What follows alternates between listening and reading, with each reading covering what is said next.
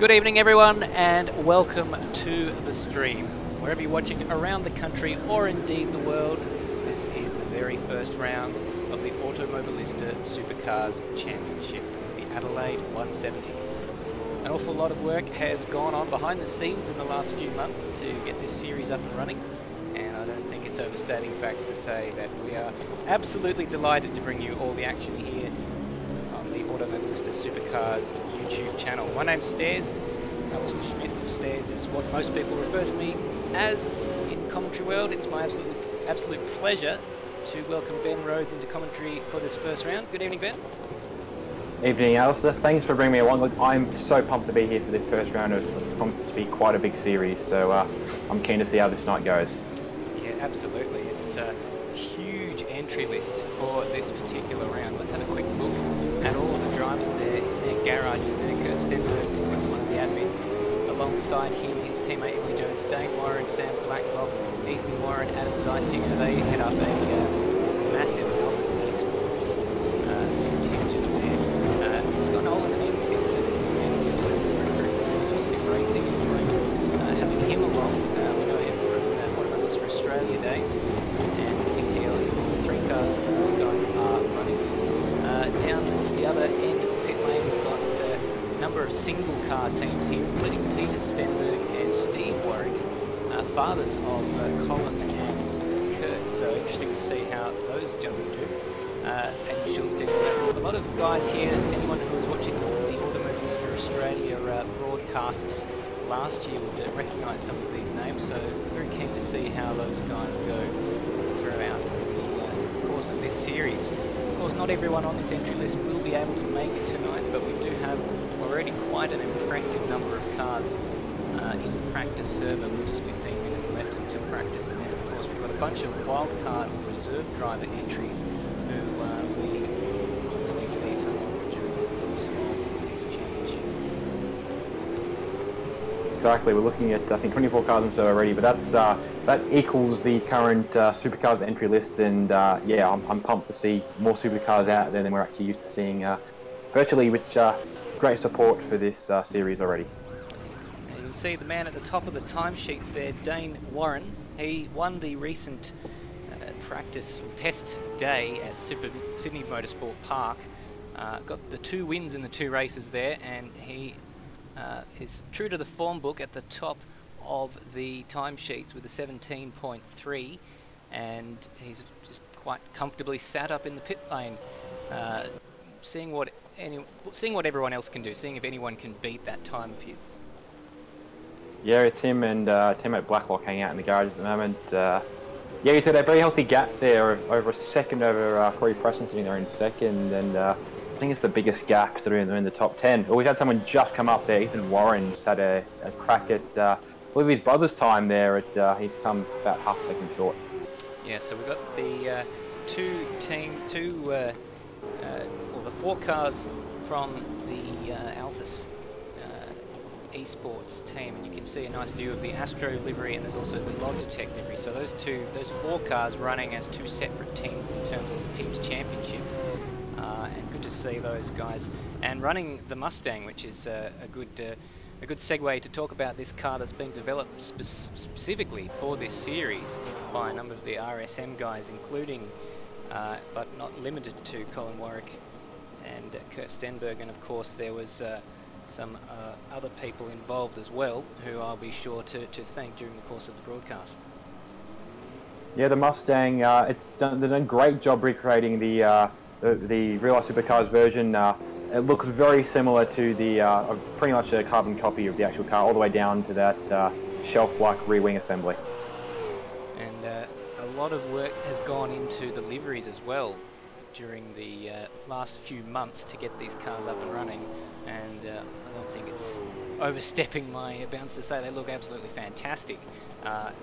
Very, very useful feature on these Altus Esports cars, the wing mirrors with different colours for each driver. You can see, if we get a closer camera angle there from Dane Warren, the sort of aqua cyan sort of coloured wings there denoting Dane Warren, and be able to see Ethan Warren there with the magenta ones. He's just actually knocked left side off his cars. Thankfully, still got the other mirror and back onto his wheels. That just goes to show the first victim that we've seen on the broadcast at turn 8, and also a perfect illustration of the fact that the mirrors actually can fall off the Mustang. So whoever did that one, of course, the names mentioned earlier before, we got Chris Carr and a bunch of the other guys from RSM, Sam Dix, or Sergeant Sam as he's better known, sorting out this Mustang. So kudos to those guys for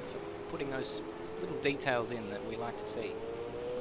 Yeah, exactly. The ability to replicate what all the other cars are capable of, things like mirrors coming off, body panels falling off. It's one thing to make the car look the same, it's another thing to make the car behave the same in an incident. And as we've already seen very early tonight, it's up to the mark that all the other cars are built to. So Warren Brothers first and second with 10 minutes remaining in this qualifying session. Corey Preston still up there running in third place as it stands. New livery for Trans-Tasman Racing. We saw them with the Apex Replicas sponsorship last year. Now they've gone for a slightly different colour scheme there with the VRS sponsorship on the front there, you can see. And looking quite good. Kurt Stenberg and Emily Jones running those two cars.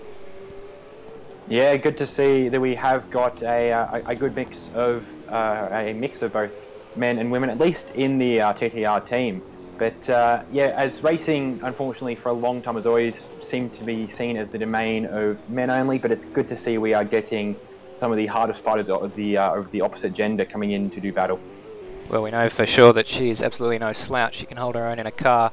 Anyone who was tuned in recently to the iRacing Bathurst 12-hour at the start would have seen that they were making their way up quite nicely through the early darkness, the chaos that ensues in the first hour of that race, only to be taken out at Forest Elbow when someone came around a blind corner at where there was a yellow flag and absolutely destroyed Emily's car, which was unfortunate because it was a very, very promising start to what looked like a good race, and Kurt Stenberg and co unfortunately didn't even get to drive in that race. And then in the following week, the shorter 12-hour race, the scaled 12-hour race held by Automobilista Australia, same thing happened with Kurt Stenberg unable to get his drive in at the Bathurst 12-hour.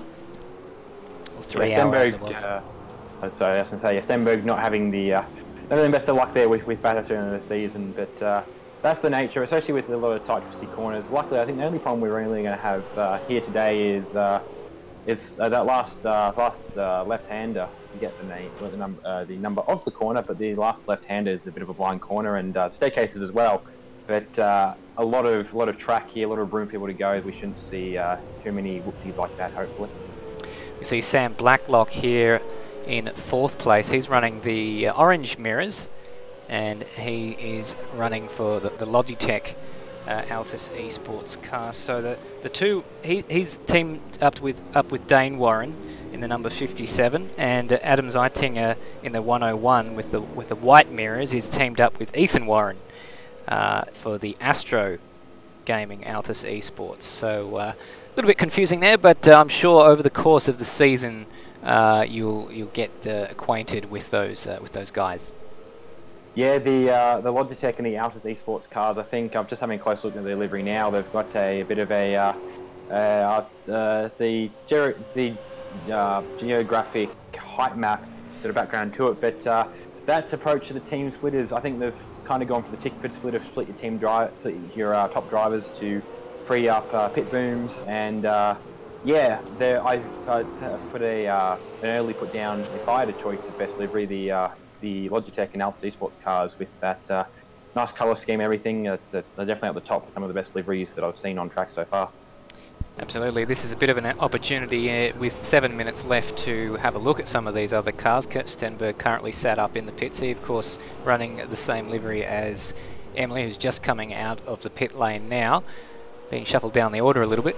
New livery for Synergy Sim Racing this year. This is Scott Nolan in the number 18 ZB Commodore. So a bit of a different colour scheme for those guys this year, running the light blue and the white with the Trackstar sponsorship. Andy Simpson, the other man running for that team, and just trying to see if I can see him on the timing screen. Doesn't look like we've had him grace us with his presence just yet.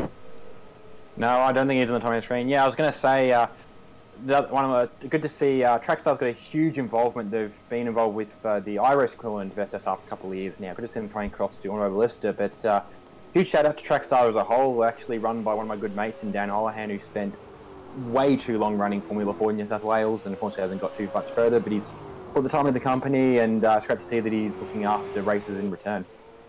Yeah, good to see his logo on these cars, and we wish those guys well.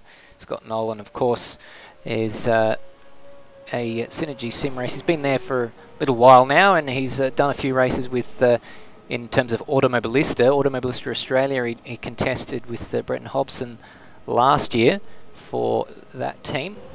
Michael Ford sat up in the pits. He's incidentally running the Nissan Altima, so not true to his name, deciding to do it a little bit different.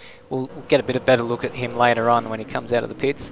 Dan Ackland, incidentally, also running for Synergy Sim Racing, but evidently not with a full-on livery for that Mustang just yet, but it looks pretty good in white. We were discussing that prior to the broadcast, weren't we?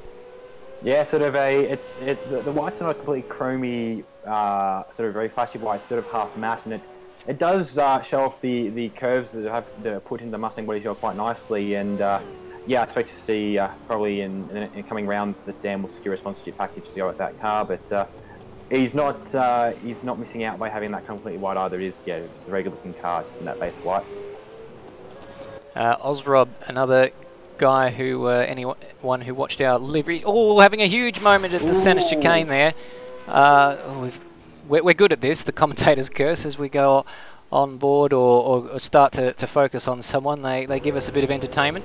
Unfortunate, because we would have liked a closer look at that livery, but he and Will Devonish both come from Automobilista Australia, and they're running in the same team, the WAR, or Will and Rob, I believe that stands for, team, and incidentally that stands for WAR as well, if you were to read it as an acronym, which I'm sure is certainly no unhappy accident. It's probably deliberate. Yeah, these two drivers can get a little faster best times. Both have also come from the Automobilista Australia GT3 Championship as well, so they are used to high downforce and high speed cars. These cars are a little bit down on downforce compared to a GT3 car, but still got plenty of power to match, and we're interested to see how those two go in this championship.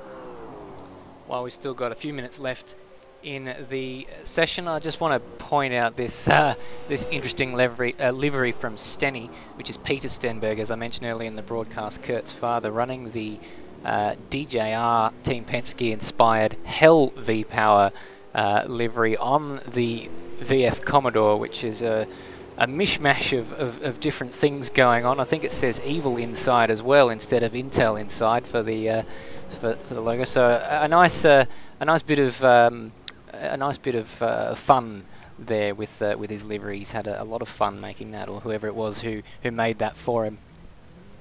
Absolutely, yeah. Sorry, I was about to say for Stenberg, actually Stenberg and Steam, but we have a couple of fun liveries in this field. Stenny with his Hell V-Power livery, and Brody Steen running the We Produce Safety Cars WPS livery, rather than I forget what the actual WPS standard for, but yeah, so I'm just trying to find him. Where is he? Oh, there he's up there in 13. 13 in the number 13, coincidentally. Yes, that's quite fun, and it also there's another car somewhere. I don't know if it's in the if it's in the server today, but Ford logo, but instead of Ford they've written fail on the door. So some people trying to avoid the wrath of sponsors. I don't know if that will do the job by making fun of their logos, but I think it's good fun, and I'm liking the variety of liveries that we're seeing in this category already. There's a lot of great colour schemes, and basically just cars that stand out and generally make it a bit easier for us as commentators. It is, yeah. That fail livery, I did actually have a flick through before. That's running on a Mustang, and I forget who the driver is, but they've tried to bring in Craig Lowndes' Green-Eyed Monster, the old AU Falcon, but with the forward, with the fail inside rather than forward, and interestingly changed the Mustang, the Falcon motif on the side for a pretty good rendition of a Mustang horse head on the bonnet instead. So yeah, good to see there is some more genuine liveries out there, but there is some guys who are still having a bit of fun with this as well. Turning our attention just quickly to the time sheets, Dane Warren at the top by 0.7 of a second, 16.785. That's the fastest time we've seen in the server all week. The previous best was set by Kurt Stenberg with a 16.83, and it looks like Dane Warren was maybe sandbagging a little bit prior to that with a 16.9 during the week. So even though we haven't even got to qualifying, we're seeing some very, very quick times already. Yeah, brilliant time at the top there from Dane Warren. Ethan in second. So there's some power in that blood that they've got there. Stenberg sitting third, and the other ringleader of the whole championship, Colin Warwick, sitting up there in fifth. So I think you can almost tell they've got the speed, so it's almost like they've brought some people to come play with them and come play in their sandbox. But yeah, it's great to see them up the top, to see the two Warrens up the top. A good diverse split through the field of different manufacturers up the top as well. I think at the moment, it was at one point there, it was Ford holding the top 3 steps to the podium, but ZB Commodore with Stenberg just came through in the last couple of minutes there. But good to see that as to true form, the cars are rather balanced and getting a good mix across the top 10. That's exactly right. There's 28 cars in the server as it stands. The maximum at Adelaide of 34. There's 45 guys entered, or guys and girls entered into this series, but of course only 34 able to race with the garage limit here in Adelaide, and we're coming very, very close to that 34 limit already with 28. So that's just fantastic to see such a great turnout. Yeah, I didn't realise we actually got up to 34 garages of space at Adelaide, but I suppose the Supercars Championship, when they do come in, they've got to bring in the Dunlop garage for all the tyre work and all of this and that and the other. But yeah, to be maxing out on track capacity on the first round, that's a brilliant sign. The only thing I've seen close to that in a real life equivalent is the Hyundai Excel series. If anyone knows that's a rookie level state run series, and they're getting close to. They just had their first run at Sandown on the weekend, and they're very close to hitting grid capacity, even with running 2 races. So getting your grids to capacity and actually above for the track in either grid slots or in garage sizes really speaks volumes of how well you're being supported. It certainly does. And we were talking before about the different manufacturers. You're looking actually there at one of the VF Commodores, the older Commodores. So we're running both the ZB and the VF in this series, which is very good. And some of you may have noticed also that the FGX Falcon is also running alongside the Ford Mustang. So 2 Fords and 2 Holdens available, in addition to the Nissan Altima. So 5 different cars available in this particular championship. Yeah, a couple of people potentially being a little brave with the choice of the VF in particular, because that design I think now is entering its 6th or 7th year in real life, and so in theory it's had the same lifetime across sim racing. But it is some older era to work with. But for those that have been racing with it since the very start, you will become very accustomed to it. It'll feel like one of your pairs of very comfortable home slippers, and you don't want to change that if it's going to affect your pace. So a couple of VFs in the field to spice it up with the ZBs, and it'll be interesting to see if they can mix it very well with the newer Commodores. Yes, and I believe, if I'm not mistaken, that there is a parity between those cars anyway, so there wouldn't be a disadvantage to running it. True, yeah, it is very nicely parity. There probably would still be a degree of advantage to disadvantage with different body shell aeros, but yeah, the Supercar Championship in real life does put a very strong price on having cars handled pretty much the same. So it would not be a surprise at all to see a similar level of parity applied here. Cars coming out into the pit lane already for the start of this 10-minute qualifying session. It's going to be a mad rush. Traffic is going to be a huge issue during this qualifying session with such a a short track and a small amount of time to set your fastest lap times. It's going to be absolutely hectic. Yeah, Adelaide not an overly short track in the scheme of the whole calendar, but tracks seem shorter once you start throwing more cars at them, and we're seeing already a little bit of you go first, no, you go first happening in the pit lane. A couple of guys in the early garages trying to get out. A couple of guys not giving them the space. There's already tactics and a little bit of regression at play, and we're not even into the first point scoring session of the season.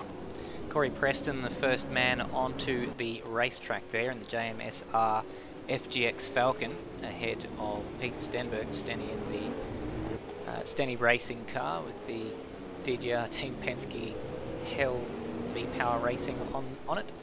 And this is going to be very, very tricky because they're all kind of trying to warm their tyres up. They're going at 50% essentially, trying to get some sort of heat into their brakes and their tyres. Looks like Preston started to stretch his legs a little bit down to turn 8.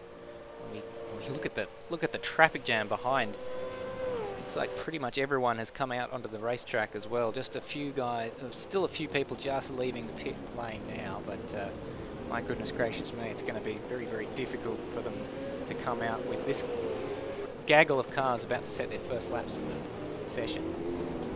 Yeah, I think there's just 2 or 3 cars that have decided to stay in the lane for the time being. The advantage being of sitting in the lane is that when you do come out, you'll have more a more rubber track to use.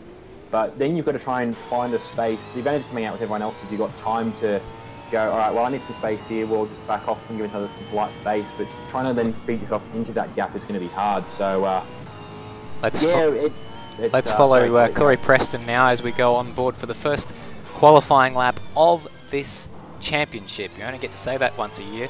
Coming up through the staircase now, all the way up, hitting the rev limiter on the way up to turn 5.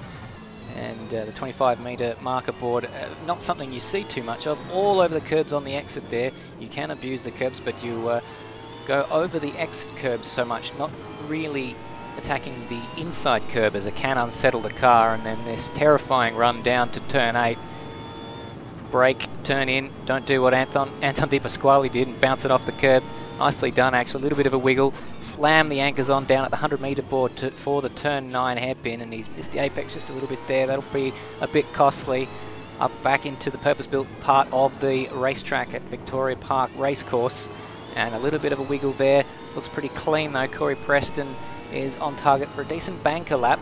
Not much room on the exit here. It's very, very tight, this corner, up into the final hairpin and onto the pit straight. Corey Preston, what is the benchmark from him going to be? It's a 1 minute 18.1. Yeah, and that's, I mean, we were down to, I believe it was 119s and low 120s in practice, so he's already set it in a brilliant time there. Ethan Warren there, way back in 3 seconds back. Emery just jumping in there in the middle, 1.1 seconds from Preston. Yeah, purple sector so far for Corey Preston in the 2nd and 3rd sector, but it's not likely to stay that way with all the other cars coming through and doing their laps. A couple of cars off there, sorry, Todd Parks, and I saw the Castrol Racing Altima as well off the track. Dane Warren just making his way onto the racetrack now, so he's waited until the 6.5 minute to go mark to make his bid for pole position, and it's going to be very, very difficult to find a bit of clear space. It's hard to know who to look at. Ethan Warren has got a little bit of clear track in front of him. Let's see what he can do. Just looking at the timing screens, no one's setting purple laps at the moment. Jake Maloney with the fastest middle sector, 31.1, hasn't set a time yet. He's down there in 26th. Oh, he's gone off the track, so that's the end of that lap. Doesn't look, well, it looks like he's binned it at the final corner, so that is a disastrous thing for him. That's what can happen with these short qualifying sessions. People can, as we see Todd Parks there, another Synergy Sim Racing guy who joined us late by the looks of it. Just to finish my point, with the short qualifying session, some people could get caught out if they find traffic. Yeah, it's finding traffic, and then it's just it almost behaves in a similar way to a hot lap shootout, because by the time you've gone out, got your tyres warm for a lap, you only get 1 or 2 laps there if you're lucky, occasionally 3 before you hit the end of the session. Yeah, so Stenberg's firing out the pressure. And he's just jumped up ahead of Corey Preston and Sam Blacklock, who dethroned Emery, who she was in second place at that time. So these time, big moment there for Kurt Stenberg through the staircase. Nearly said suitcase. Pack your bags. He's going back to the pit lane. There he is. Yeah, that was. It's incredibly close to the top now. It's 0.020 at the top there. Very close between Stenberg and Preston. He did just enough to top Preston, and him and Preston are both, I think, now sitting in the pit lane. Sorry, Preston coming back out again, so he might be out to have another stab to try and unseat Stenberg from the top. Just looking to the timing screens. Let's see if we can find Jake Maloney again, because it appears as though he might be on another quick lap. Purple sector, actually I think my timing screen's just frozen with his purple sector in the middle stint. So let's just check the timing screens as he comes through the staircase, see what he can do. Another issue throughout this racetrack, throughout these races, is going to be track cuts. They have extended the limit from 3 to 7 track cuts before the game penalises you with a drive-through penalty.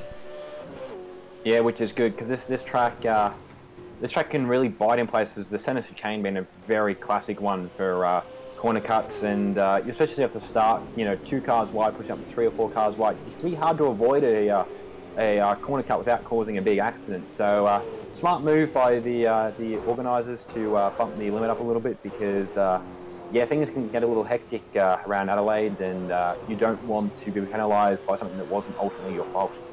3 minutes left. Ethan Warren down there in 17th place so far. He hasn't got a clean lap in yet, 21.6. So let's follow him as he scrambles for what might be his last stop. No, he's backed out of it.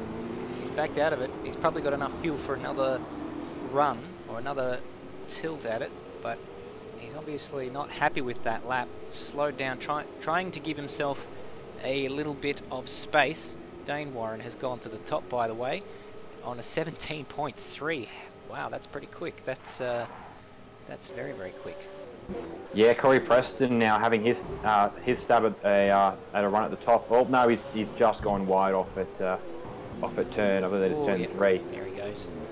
But he had the smart move of backing himself back in the last corner, so he had some run. But yeah, ruined it before he really started it. Yeah, down into turn 4 there, and just a little bit. It's very, very tricky braking zone. It doesn't look that hard, but it's very, very easy to go deep there, and it makes much more sense to go straight on rather than hitting the wall, attempting to make the corner.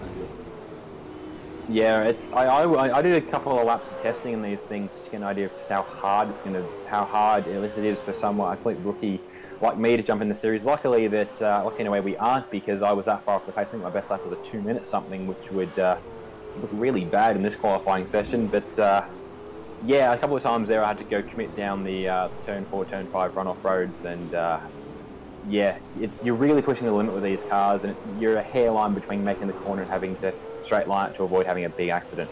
It's impossible to find someone who's on a fast lap who's not coming up behind some traffic. This is going to really shuffle the grid.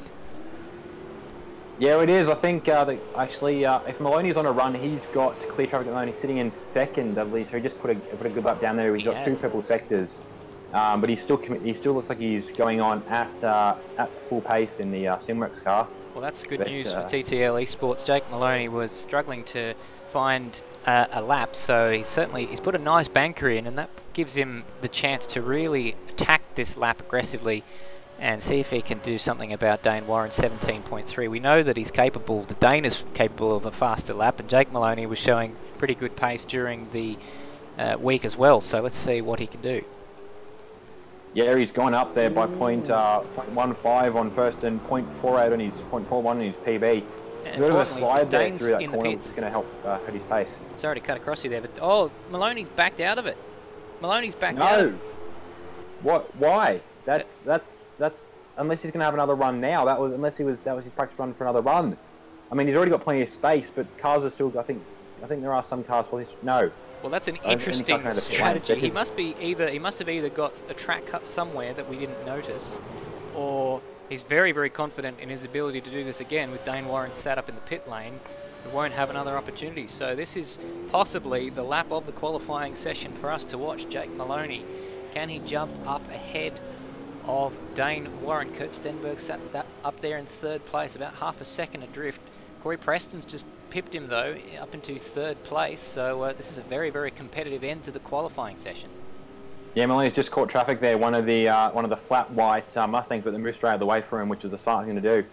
Yeah, Maloney was throwing it just as hard there. He had the previous lap. He was issue with traffic, but with that Mustang now clear, I think he's good. He's flying. Oh, big crush of the wall there. In real life, that would be game over.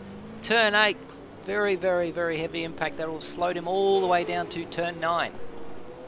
Yeah, that was very committed there to turn 8, and oh, this is tight. Down. He's yeah, down, just 0.079 seconds. 0.079 a second there. Better than his PB, but he needs to do more than beat his PB to get to the top. He's got to make up 0.181 of a second on his best time. Will he do it? Final corner for Jake Maloney. The run to the line. Will he jump up into pole position? Yes, he does by 3.5 hundredths of a second. Jake Maloney is your provisional pole sitter for race 1 in the Automobilista Supercars Championship. Yeah, you couldn't make that any tighter. I don't think we're down to maybe half the field still out there, so I'm not sure if anyone is in position to pip him. Stenberg is coming across the line now. He's up to third. Corey Preston was on a lap, but he had more traffic than I did driving past this event on the way, in the lead up to the Super Loop, and I say the real life event. Of course, living in Adelaide, there is an enormous amount of disruption that occurs as a result of this event. Not that I'm complaining. Yeah, this is also throwing plenty of money back in the local economy, which does help as well. But yeah, I think that's all the cars we've seen. There is one car. Nope, he's just pulled back in. That was Colin Warwick still going around, but he I caught him just earlier. He'd backed off on the way out of Central Chicane, so he wasn't taking another lap. So that's qualifying done for race 1. It certainly is. Well, excellent qualifying session. Jake Maloney, a pole sitter, Dane Warren in second, and Kurt Stenberg in third. We are going to take a quick break, just 3 minutes, very quick turnaround before the race starts. And on the other side, we'll have a quick chat about our predictions before we get going into race 1. Don't go anywhere.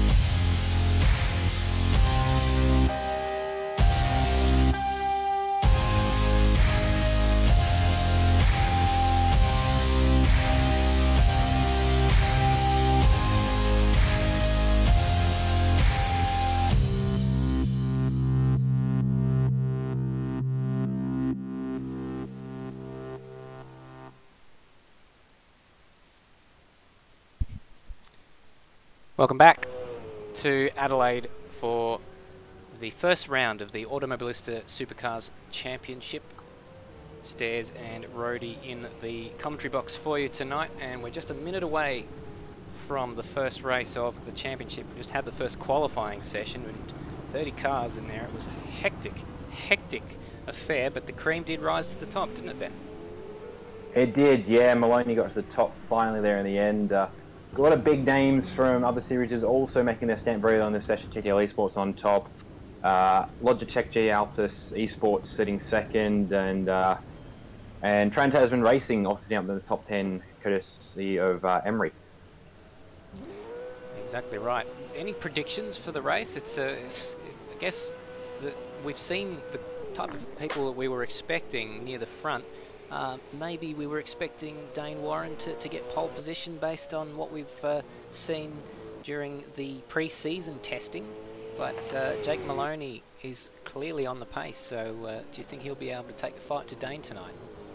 Yeah, it's all going to be a case of bringing that pace out over the length of a race versus just in qualifying, and squeezing out one lap is always good, but it's very hard to keep that pace down for 10, 20 plus laps. So, and there's a pit stop thrown there as well, and we've seen drivers, we both know a driver from our local racing establishments that loves going outright. He is brilliant at outright speed, but struggles even when we throw a pit stop in the mix. So some drivers potentially might have similar issues. Could possibly.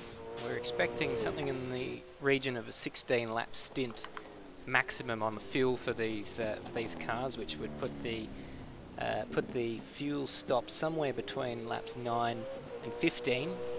Of course, we've got a warm-up lap for this race, so that would be the pit window for this 25-lap race as we move through into the race server itself. There's the details of the race there. 25 laps around this 3.23 kilometre circuit.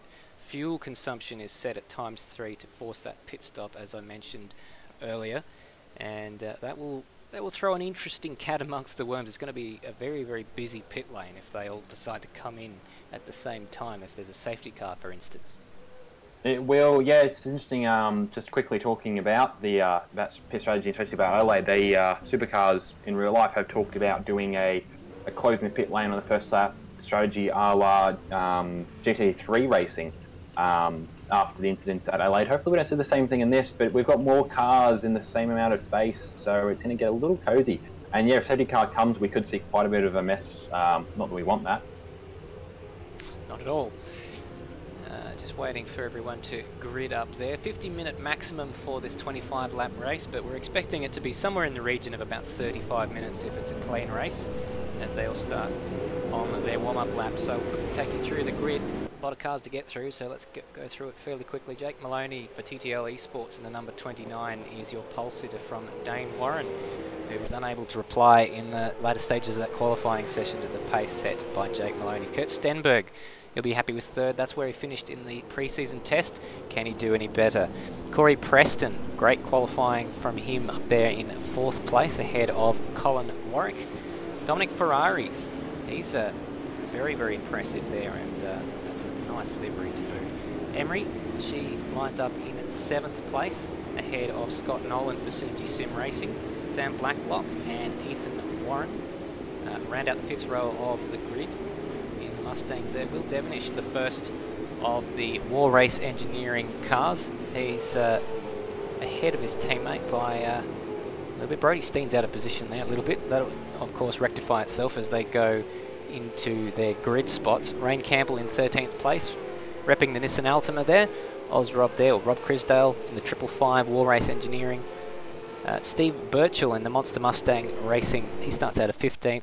Dan Ackland, looks like he has not made the start, unfortunately, so that's very, very unfortunate. See if he can get going once the race gets started in earnest. Daniel Leckel in 17th place for Team Highlands Racing. Number 35 car, Benjamin J. Smith, one of the white Mustangs, but not to be confused with the Synergy Sim Racing white Mustangs, CMR, his team. Termo in the number 715, starts out of 18th place ahead of Michael Ford in the Nissan Altima for FFM. Cam Rutledge for Cam Rutledge Racing 015, starts out of 20th place ahead of Todd Parks in the 040 Synergy Sim Racing. Stenny in the number 69. Acclaim Bite in 23rd, Aussie in 24th. Aiden Schultz will be starting 25th from Dodger. Hectic has a beautiful livery, that one. First we've had a chance to see that tonight. RSM Latino in 28th place, and that is our grid. So just 28 cars making the start, and that was a massive grid, Ben. Yeah, just 28 cars is only a bad number in reference to the entry numbers, but we're already 4 above real life supercars, and 28 cars in any category or any races is quite a healthy number. So we get to see, hopefully, most of those cars do make it to the end. Unfortunate camera angle we've got from the start here. I'll try and get you a front-on camera angle as soon as we possibly can from the race start, but it looks like we've got someone who's just out of position. I believe it is Peter Stenberg there. A couple of empty grid spots there, and look how far that grid extends back around the corner. We might be ready to go very shortly. No, it looks like that... no, we're not. Peter Stenberg's still rolling around. He's gone a long way past his grid spot by the looks of it. Having to reverse, he'll be lucky if he doesn't get disqualified there. Is that his grid spot there? Because he's gone past it if it is. I think it's supposed to be, yeah. He's supposed to be up alongside Todd Parks. I think he's just rectifying that now. Possibly a bit of lag on his end or something. But a little he's bit hot now. A little bit of an inauspicious start there, but we've got the revs rising. We're about to go racing here in Adelaide. The lights are on. And the lights are off, and Ethan Warren with a drive-through penalty. What a horrible start for Ethan Warren. Oh my goodness, now that's not Dane Warren because he's into the lead. He jumps ahead of Jake Maloney on the first corner of the race. So very, very different fortunes for the two Warren brothers. Yeah. Oh, big crash at turn 4. That is unfortunate. Huge crash. This is disastrous. I wonder what's caused that. Let's go back and have a bit of a replay there. Down at turn 4, we'll see if we can, we're probably not going to see, we're just going to see the end of it there as they come through, and it was Preston and Warwick, by the looks of it, that got into each other, and a huge pile-up ensuing after that. And that is a bit of a disaster, so that means we're under safety car conditions. We'll try and, let's try and find the... find the cause of that, because of course we're under safety car already. That's going to bunch the field up. It gives us a bit of an opportunity to see exactly what happened there. Yeah, I think Corey Preston was the fence there, but there was an initial crash. I think that was possibly what caused it, but there was a secondary crash behind it. I think one of the Monster Mustang was involved on a couple of cars, but a couple of guys had checked up under brakes to see what's happening. I've got another car, actually, who's this Dodger, who's rolling basically, I think he's stuck in neutral. So I think he might have been involved in something as well. He's struggling to find first. There he goes. There's only issues there as well. We just got feedback as well from, I believe it was Daniel Ackland, who was crashed on the grid. Apparently, AMS just crashed his entire computer as soon as the grid loaded. So that explains why he is not taking any part in this race. We've got a huge amount of activity now in the pit lane. Pit stops for the Mustangs there. The Altus guys coming in. So no, actually, I'd say, but Ethan Warren, I believe that was to serve his drive-through, but you can't serve it under yellow. Over his head. No, you can't serve that'll be your drive-through penalty under yellow. So if that was what he was doing, I don't know what Sam Blacklock was doing. Maybe there was multiple penalties. Unfortunately, the game only shows you the first one, so that's shuffled those guys to the back of the grid. Colin Warwick, we saw in that replay, probably the cause, to be fair, of that incident. He'll be very, very disappointed with that. He's done an enormous amount of work throughout the course of the last few months to get this thing up and running, but he was the one who either he was surprised by Preston braking a bit earlier or just misjudged his braking point. Either way, pile-up ensued. It's put Colin Warwick out of the race, and Preston all the way down to 24th from what was a fairly decent qualifying session for him. Yeah, a couple of cars have already been just. That's unfortunate that happened, but that's unfortunately every race track you'll find that at somewhere or another. The first couple of corners, a lot of guys trying to find space, trying to put their feet out and turn their arms out and say this is mine, and too many guys in too little space, and somebody is going to elbow off somebody else and knock over their drink, and this is the result.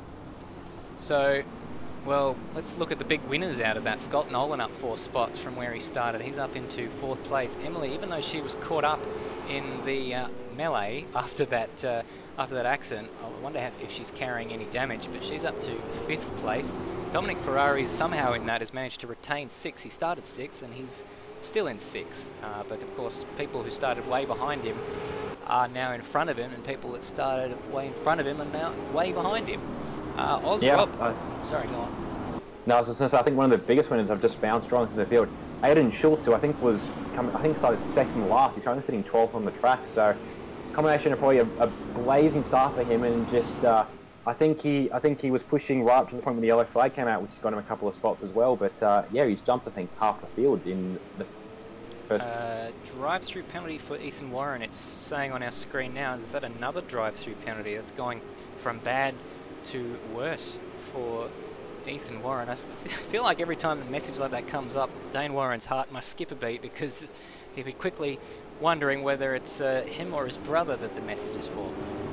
Yeah, I think unless it's a new one that's popped up, I think that possibly still might be his original one. He did enter the pit lane, but I think that was for a pit stop, but I'm not sure that said why they were pitting that early. From what we calculated, the tank won't last the entire race. They're going to have to stop mid-race for fuel regardless of stopping now. So unless they light loaded and have gone back to fuel tank, I don't know why he's gone in. But yeah, I think he's still at the same penalty from the start of the race, hanging over his head with inability to do it under yellow flag. But speaking of, they're coming to the green flag next time around. 9 laps was the earliest time to pit and make it to the end. Of course, that is assuming no safety car period, so that would be a huge risk to pit now and try and make it to the end. But I suppose if you've got nothing to lose, then you've got nothing to lose. As the Audi R8 safety car comes into the pit lane, we're about to go racing once more. Take 2, and oh no, someone put the end. That's Dodger. We've had someone spin, have we? Just watching Dane Warren with a pretty good restart. Jake Maloney in tow in 2nd place, and behind him is Kurt Stenberg in 3rd place. So Scott Nolan, he's getting some pressure applied to him here by Emily. She's trying to make the move up into 4th place. We've got a safety car. We've got a safety car for what? I'm not sure. That was for Dodger. He went off there at which position? He's sitting right at the back of the field now. He went off. He was in amongst the mid to the back runners of the pack through the tight left-hander, and he just nosed into the fence. And he's been already having problems this week, having problems this race, getting the right gears, especially around neutral and reverse and first. So he went off, and Stenny also ran wide. Luckily recovered the track pretty quickly, but I think the safety car was because Dodger spent an extended amount of time with the nose of the Jack Daniels Commodore in the fence. It's exceedingly frustrating. We've had a cumulative probably 3/4 of a lap of green flag running, and we're going to be back under the control of the safety car when they come around again. No passing until they come across the line. Still had someone have a bit of an accident there as the cameras cycled through past turn 8. I was just mentioning before in the previous safety car period how Ozrub is up 7 spots from where he started up in 14th place. So magnificent job by him to avoid all the carnage so far. Yeah, and has been plenty of carnage, unfortunately. This is the problem with safety cars. They do tend to breed safety cars. But that wasn't even a restart involved thing even that time. That was just somebody running a little wide, probably trying to just catch the pack or something under it. Oops, speaking of running wide, Ethan Warren nearly took out the external cone and nearly hit the wall in his way into pit lane. He's looks like trying to serve a drive-through, but with a yellow period, I'm not sure what that's going to do for him. Well, we're into the 5th lap. We're edging closer to the pit window. Of course, still 4 laps to go, so it would be probably way too early to pit now. But I wonder if some people with nothing to lose may just bank on there being more safety car periods and try and get that pit stop out of the way, and then they'll get track position when other people have to pit. It'll be very interesting to see whether anyone takes that carrot. Just seeing Dodger. Like he's just coming out of the pit lane now, probably after repairing some damage. He's down there in 25th place, ahead of Aussie and Sam Blacklock. Just the one retirement so far in Colin Warwick. Probably would have been good if Colin Warwick had gone back to the pits and seen possibly if he could repair the damage. And if he hadn't lost a lap, he might still be in it somewhat. Yeah, I mean, he couldn't have seen what was going to come, but yeah, he might have actually had a chance to sort of sort of make something of this race had he limped back around to the pit lane. But he'll be back again for race 2, we would hope, and hopefully some better pace for him there, and some better luck as well. Some better luck indeed. Well, we're going to have at least one more lap under the safety car. Now let's see if any take us to the pit lane as they go through the final corner. It doesn't look as though... Oh no, we've had Hector Harris come in.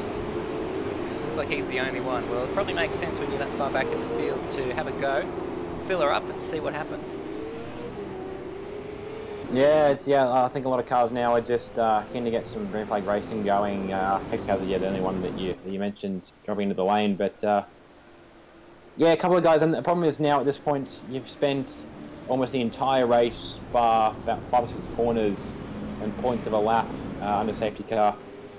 This can potentially breed a bit of angst amongst some drivers. Some people getting very itchy feet to get going again, and the effort needs to be made by the drivers, all drivers, to just try and keep a level head at this point, because we've had one sort of double up safety car from somebody getting a little too keen trying to catch the pack. We don't want another one from a big clash into the centre chicane. We've seen in history going back a few years, but I believe it was the name escapes me, but I can recall Jason Bright. That's what it is, a car rolling on the way through centre chicane, and we have already seen a car roll in this session out of turn 8 nonetheless.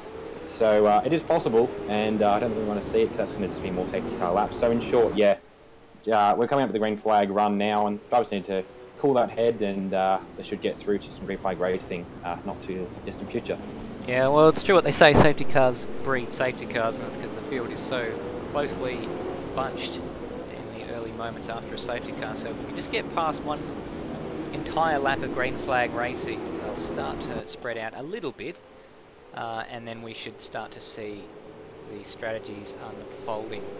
It'll be interesting to see if anyone comes into the pit on this occasion. But the Audi R8 has come in, and that means we're about to go racing. So Dane Warren leads them around the final corner. Jake Maloney in tow with Kurt Stenberg in at 3rd place. Oh, there's a bit of a wiggle there from someone. I didn't quite see who that was. Dane Warren with a decent jump. Looks like everyone's got cleanly away off the final corner. Dane Warren leads them through, and huge wiggle from Dane Warren there. Jake Maloney ducks to the outside, but Dane, big spin there. Looks like there was contact. Kurt Stenberg, I believe, into the back of Jake Maloney. That is disastrous for those two. Let's see if we can catch a replay of what happened there. We just saw the end of it. I heard a bit of contact, so I'm hoping I haven't called this wrong. Is this exactly what happened? It is exactly what happened. That's almost identical to the Colin Warwick incident. Yeah, just to throw more coal on the fire, I think we're going onto another safety car again. That's very, very disappointing. So we just need to settle down. Emily's made her way up into 3rd place with that. She gets 2 positions out of that incident, with those ahead. Scott Nolan up into 2nd place. So this is very, very good for these people. But of course, I think now it's probably a good idea to get your pit stop. I reckon even though we haven't made it to that magic lap 9, you're surely going to save enough fuel if the race continues in this trend to take a risk, come into the pit lane and bank on being able to save 2 laps worth of fuel under the safety car to the end of the race. I mean, you wouldn't get in early, but the strategy also is, depending on how much time we spend under safety car, if we spend so much time that you cannot recover back up the queue by pitting now. I mean, it's a case when a pit. We're probably best to pit with the people when the people around you pit. But yeah, just pit at some point, unless you fully fuel it at the start and you've just been sipping it extremely well during the safety cars. But yeah, it's going to be an interesting one, because if we keep on this trend, we're going to end up with maybe a total of 3 or 4 green flag laps across the 25-lap race. Well, and a number of cars have come into the pit. Sorry to cut across you there, but I want to get it while the still on my timing screen. But Kurt Stenberg, Jake Maloney, of course, fixing damage. We've also had Stenny Senior, claimed by Sam Blacklock, also into the pit lane. So that's a fair amount of activity in that pit lane, and almost ironically, I suppose, for those people, that's probably going to put them in a good position strategically if they can manage to stretch this fuel stint to the end of the race, as Stenberg Senior gets himself a drive-through penalty, and I would say that's probably for speeding in the pit lane. Yeah, I don't want to. I keep being the bearer of bad news, but I'm just going to ask quickly now: do we have a lucky dog system in under the safety car? I'm not aware of a lucky dog, being it's only a 2-lap safety car, so I would imagine there's not enough time. Okay, well then we're going to have an issue because Dodger's trying to stop a lap down and he's leading the queue. So it's a lapped car at the front of the field and he's going to be the one leading them away under the next safety car. And he's unfortunately turned a bit of an issue. I would hope that he is being allowed to, but by the look of it, he isn't at the moment. No. He probably wouldn't know if it's allowing him to, so, and he's probably just playing it safe.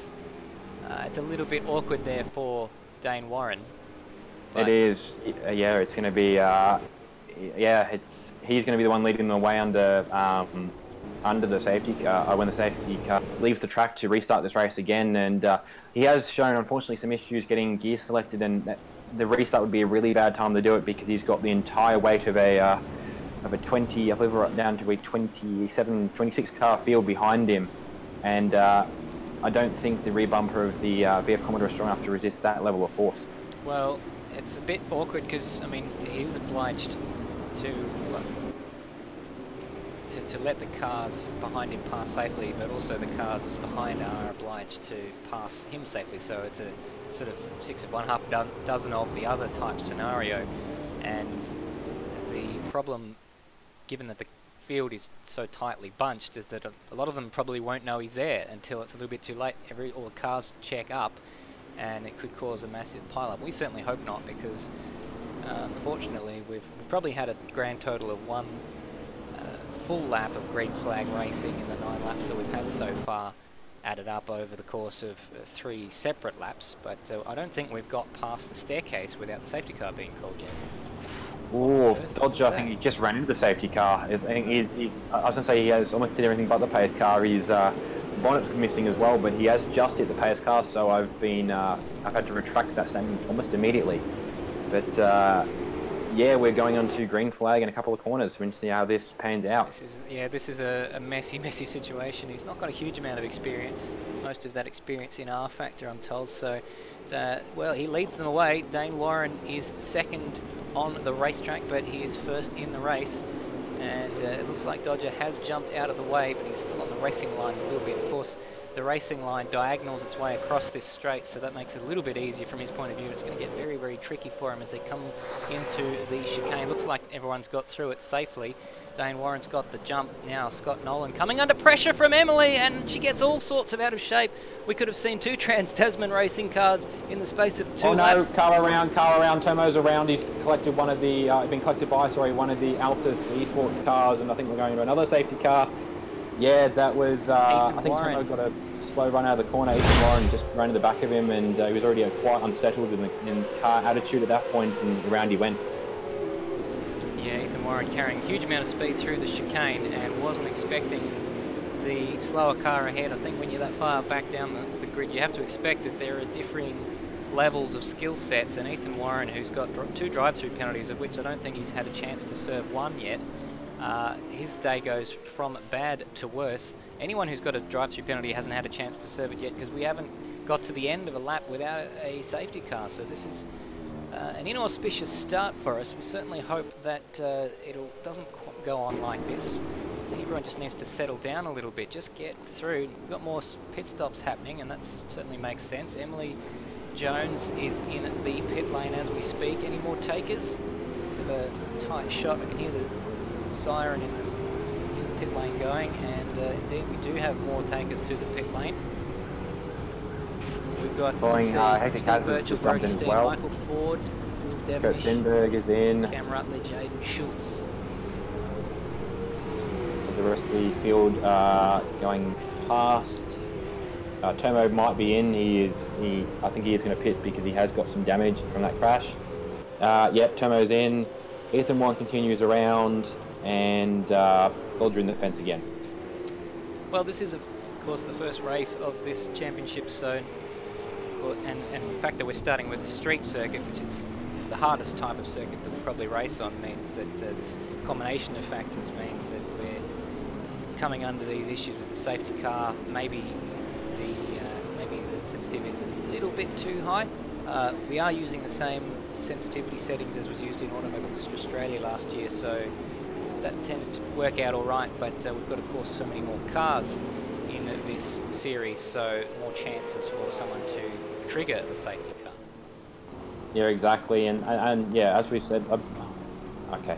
I'm being constantly questioned by some of the motives of a couple of the drivers in the field. But as I was saying, yeah, we've got just as I said very early on, just a lot of cars in the same piece of tarmac that is only occupied by 24 cars this year.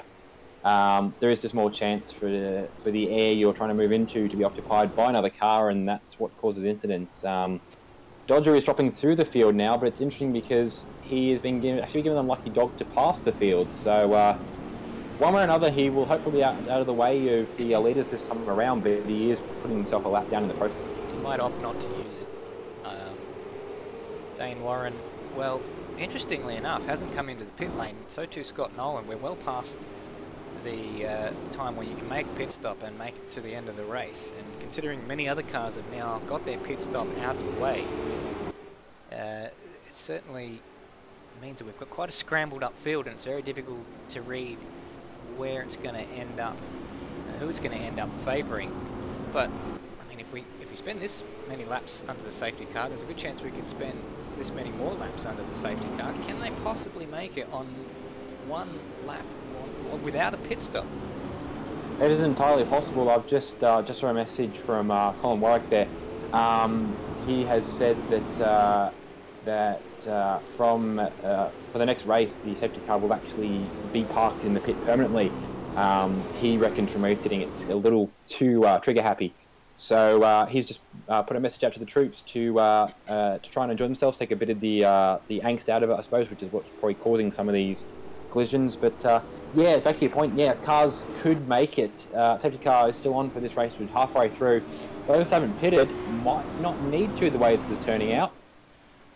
Well, it's unfortunate. We do like to have the safety car available in these races. It's a bit of a perfect storm, as I was touching on earlier, of circumstances with a lot of inexperienced guys, a very tricky street circuit, and the first race in the series that allows this to happen. So we do hope that the safety car will continue to be used in subsequent rounds, but certainly not as frequently as this. You just want one or two, even two's maybe too many for a single race, but just something to spice up the racing and the strategy a little bit, as Ethan Warren gets a 10-second stop-go penalty to put on top of his 2 drive-through penalties. So that's a disastrous start to the restart for Ethan Warren. But Dane Warren streaks away. Scott Nolan coming under pressure from Dominic Ferraris. These guys haven't pitted yet, so they're in for a whole world of pain when they finally do make their pit stop, unless, of course, they can make it to the end of the race on their pit straight. Osrob up to 4th place after starting in 14th. A bit difficult to tell really how many of these positions are made up through crashes or made up through other cars making pit stops, but it's a lot. Daniel Leckel up into 5th place. Ben Smith in 6th, Michael Ford in 7th. RSM Latino is 8th. Todd Parks in 9th place. And Sam Blacklock rounds out the top 10. Yeah, I think this is. It's good we finally got some clean racing going. We might. I meant Emerson Wood, but we might get a clean lap in here. Maybe Dane Warren's just lost his mirror, sorry, at turn 8, but no harm done apart from that. It was the first time he's probably gone through there in anger during this race, because it's the first time that we've got, and I want to touch wood, the first time we've got this far into a lap with a safety car being triggered. So we certainly hope that we can start to set about getting this race to develop some different strategies, and we've already got some different strategies, but to sort of see it unfold in a more natural way from now on. Yeah, there was a big lock up there from Benny Smith into the last corner. He's going to have turned the wheel of that. I think it was one of the front wheels. Oh, he's right up on the back now of. I think that's one of the. This is one of the WA cars of Osrob there. Yeah, Osrob. Yeah, he's coming under enormous amount of pressure from Ben Smith there, all over the place, trying to make the move. We're starting to see some gaps form as Osrob starts to develop a little bit of a train behind him. Dominic Ferrari's up there in 3rd place. He's about 3 seconds up the road. Yeah, Osrob's got bigger issues now with Benjamin Smith.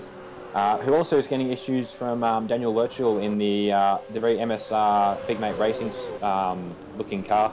Here we go. Michael Ford looking also for a trying to move bind down his into medal. turn 9. Here he comes and gets the job done. Ben Smith makes the move and shuffles Ozrob out the way. Ozrob nearly lost the position to Daniel Leckel. Leckel must have struggled for reattraction. Oh, that's a very, very tight line from Ozrob. He nearly made it into the wall there, and that has allowed Ben Smith to streak away. Daniel Leckel dives into the pit lane.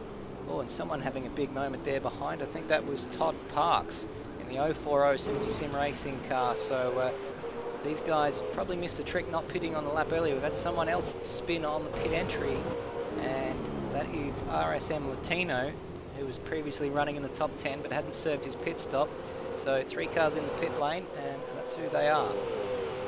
Maloney sitting in ninth there, got very wobbly at the exit of St. Chicanos, where he's going to have to... Ooh, Blacklock saw him there. coming.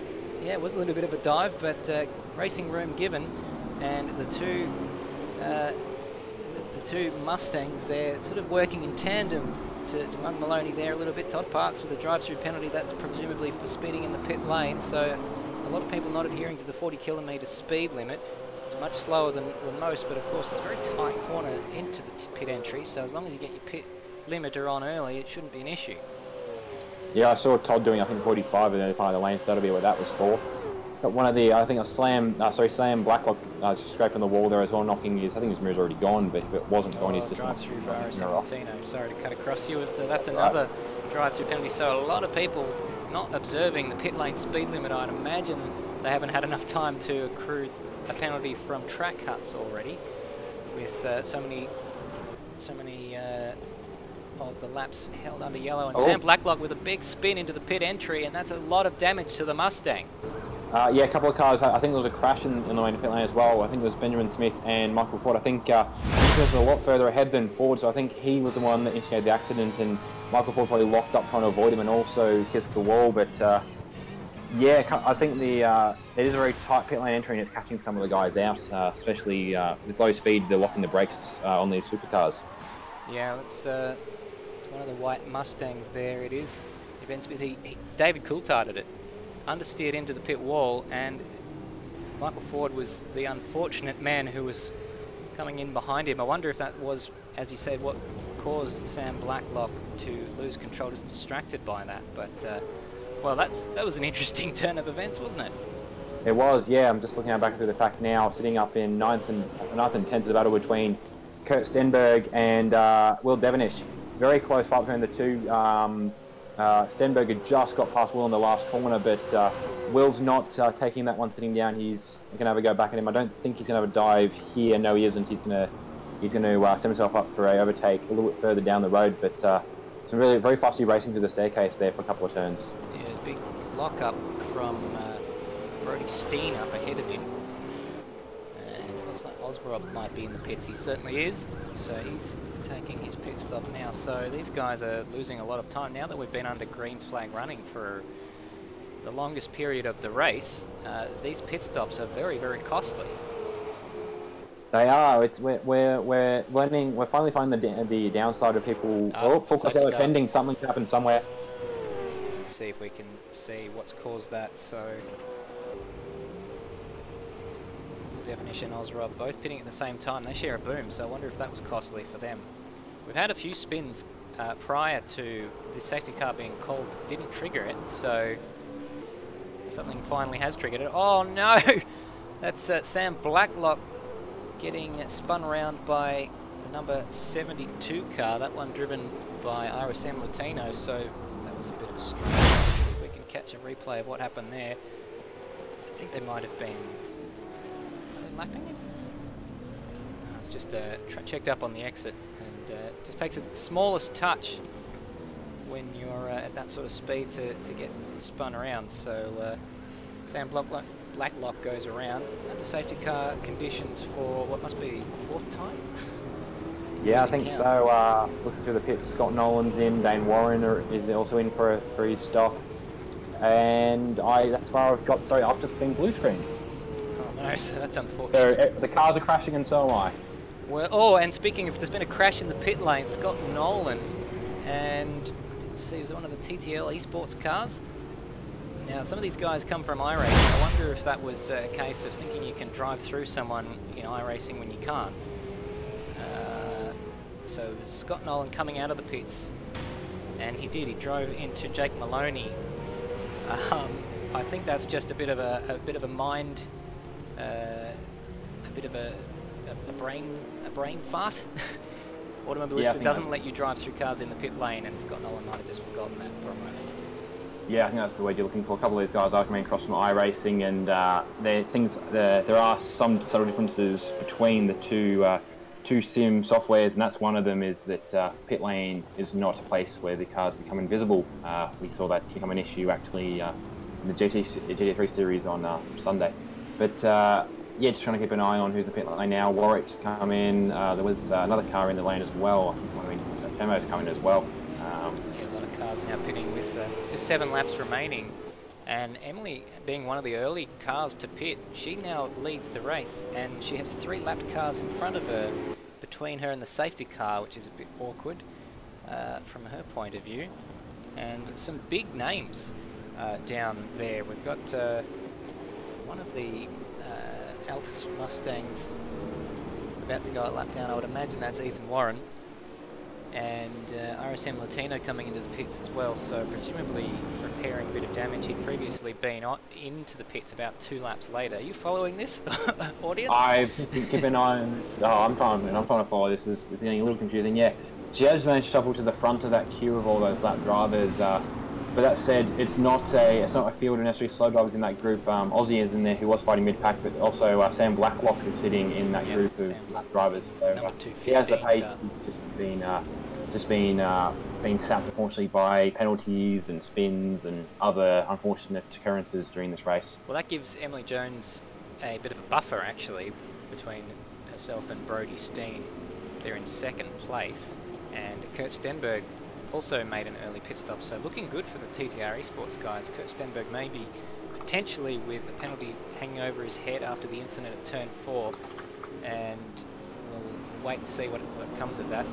Race results are not likely to be affected by points this championship, as they're keen to do grid drops and points penalties so as to keep the result of the race the same, which I think is a very good way of doing it. Dane Warren, though, in 4th place, he's only lost 3 positions after making his pit stop, despite having to do his pit stop after an extended run of green. So he managed to put a bit of a gap on the field so that he didn't lose too many positions when he came back out. So that still puts him in a decent position to make those spots up if there is enough green flag running left in this race. It does, yeah. A couple of, just having a look at the list of drivers now, a couple of drivers that, across the course of this race have been shuffled back. A couple of drivers that are benefiting well, though. I think I did a series name mentioned this is distracting my attention, unfortunately. We're just restarting, so I'll get you to hold that thought as Emily makes a huge slide out of the first corner, out of the last corner to restart the race, and he's got an enormous gap on those behind. Look at this, going too wide down into the chicane, and Kurt Stenberg giving Dane Warren a little bit to think about as Dane Warren tries to make his way past. Brodie Steen up ahead in the We Produce Safety Cars livery, and my goodness gracious me, that is a poignant name. There as Dane Warren goes down the inside, and that's a yellow flag, just a local. Thank goodness for that. Kurt Stenberg stays ahead of Dane Warren for the time being, but Dane Warren all over the back of the TTR Esports driver. Yeah, traffic all over the place. Hector Hazard has dropped off the time sheet. I think Hector Hazard actually spun there. Yeah, he did. He spun on the way out of turn 4 and dropped him. I think he was sitting 10th at the start of that spin, but he's now coming out of that in 19th place. Now we've got a lot of defending going on here. Brodie Steen, I hope that wasn't moving under the brake. Look, was he diagonaled his way to the apex, trying to keep Kurt Stenberg behind, who's in a very, very tricky position here, being almost bump drafted through the corner by Dane Warren. And he's going to try and make the move up here at the final corner. It's a very, very tricky one single file type corner, the penultimate corner, but Kurt Stenberg's going to try and drive around the outside of Brodie Steen, and they're going to go almost 3 wide. No, Kurt Stenberg has made his way up into 2nd spot. That is a great move from Kurt Stenberg. Brodie Steen now with the blowtorch of Dane Warren behind him. Kurt did a great job there to not lose the position to Dane and also make the move up on Brodie Steen. But look how mega Dane is on the brakes. He gets the job done on Brodie Steen. No trouble at all. Yeah, that was a big great spin. move. Sorry, Steve Birchall. Sorry, that's all right. Stephen Birchall has been spun around at turn 4, and that is a very, very difficult place to rejoin. Do not reverse into the cars there. Oh, that is very, very tricky. He thankfully has got it going without too much trouble. Now, was he assisted down there into turn 4, or did he do it by himself? Oh, he gave a little bit of room, but then just pinched the car on the inside just a little bit. I think that might be the fault of whoever was up the inside of him. And a safety car, yes we have. So that is an unfortunate end to that little bit of excitement. Yeah, it's going to give me a chance to hopefully get back in before the next green flag session comes up. But yeah, I think with us now our 5th or 6th safety car, I think, at this point. And it's, I was going to point earlier, actually, it is poignant that we do have a We Produce Safety Cars car in the field, but I think it's one of the only cars not to be involved in any sort of major contact that actually produces said safety cars. Yeah, Brodie Steen's kept his nose clean, and he's got himself in a decent position as a result of that, and he's on for a decent result. His qualifying had him starting out of 12th place, so if he can maintain top 5, he's got a fair job to do that till the end of the race, with Jake Maloney behind him and Aidan Schultz.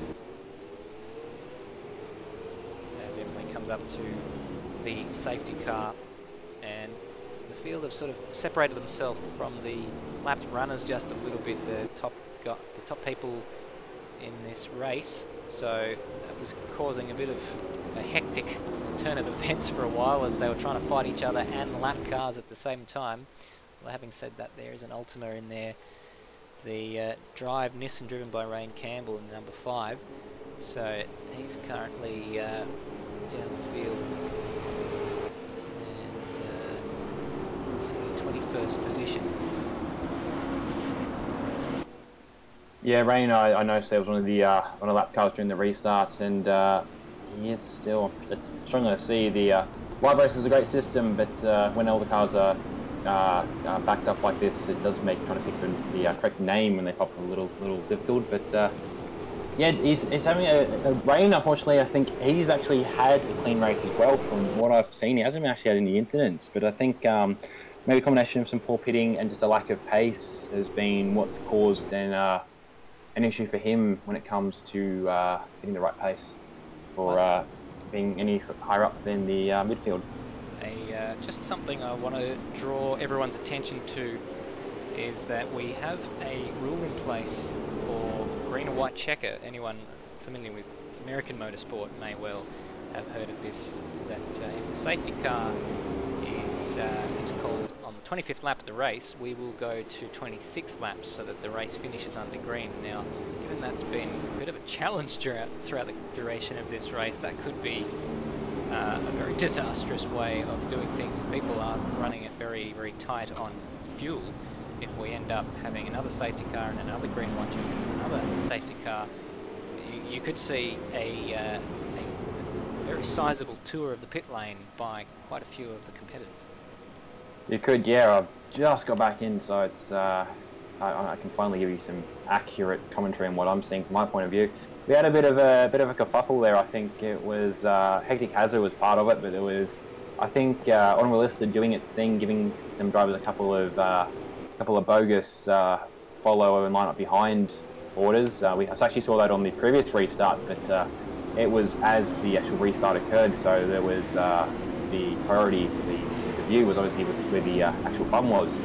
But a couple of guys now, the warming tyres up, Cam Rutley, Jansen Warmer. He's actually done an alright race. I was going to mention very early, he got a brilliant start right before the first safety car, but he's been shuffled back through the order, and I think possibly, again, possibly incorrect timing on his pit. But his car is also pretty clean, so good to see some cars are making through this first race without any damage. Exactly right. Cam Rutledge, a regular in Automobilista Australia. He's had some decent results there in his class. We're about to go for another restart now. The safety car lights are about to go out, and the R8 is going to dive into the pit lane. Emily will control the field, and Sam Blacklock in the 215 out of position there. The Nissan Ultima's got exactly the same restart for Emily. Lighting up the rear tyres on the way out of the final corner. She enjoys doing that to get her starts underway, and she does have that nice little cushion between herself and her teammate with the number 215, As Kurt Stenberg now coming under pressure once more from Dane Warren. Oh, what happened there? He's turned into him. And that is another safety car. No, it's not. Local yellow, beg your pardon. Gracious me. Let's go back and have a replay. That was very, very surprising indeed. I wonder if Kurt didn't know that Dane was there. Has he turned into him? I think he has, yeah. No, I think that was it looked like he pulled across before the apex from where I was viewing it, but very cheeky move by Warren to come up the inside there. But no, from what it looked like he saw him coming and possibly didn't want him there. But that was very odd. Well, that's put Dane completely out of contention. So it's a TTR 1-2, but Kurt might find himself at the discretion of the stewards. Hope he doesn't mind me saying, but I'm fairly sure he wouldn't be particularly pleased with that. Jake Maloney up into 3rd place. That's great. Now we do have a safety car. Don't know what's caused that. And when I look back through the field, I can see somebody down at turn 9. Oh, it was a big pile down at turn 9. Hectic Harry, Michael Ford involved. One of the Synergy Sim racing cars, the 040, driven by Todd Parks, I believe. So let's see if we can get a replay of that. Gracious me, that was very, very messy here down at turn 9. So we had a multitude of moves going on. It was a number 18 of Scott Nolan going down the inside of Michael Ford. Not sure if that was for position. And it was just a pile up on the exit of turn 9. So people getting a bit impatient with only 2 laps remaining. And the only thing shorter than that green flag run would be some of these drivers' fuses after this very, very surprising race. Yeah, that was yeah. I think that was actually finished. Scott Nolan currently set up in 14th, so I think he did. I don't think he put any of those drivers a lap down in doing so. So I think that was an overtake position. But yeah, we've got big damage for Hectic Harry. There is a bit of damage for Hectic Harry as well. From what my timing is showing, we would have 2 laps left. I think it's down to 1 lap left actually. So yeah, a bit of impatience. Well, that means now that we will be enacting the green and white checker rule, as the safety car will tour twice, and then there will be 1 green flag run after that, and hopefully that will be all there is for this race.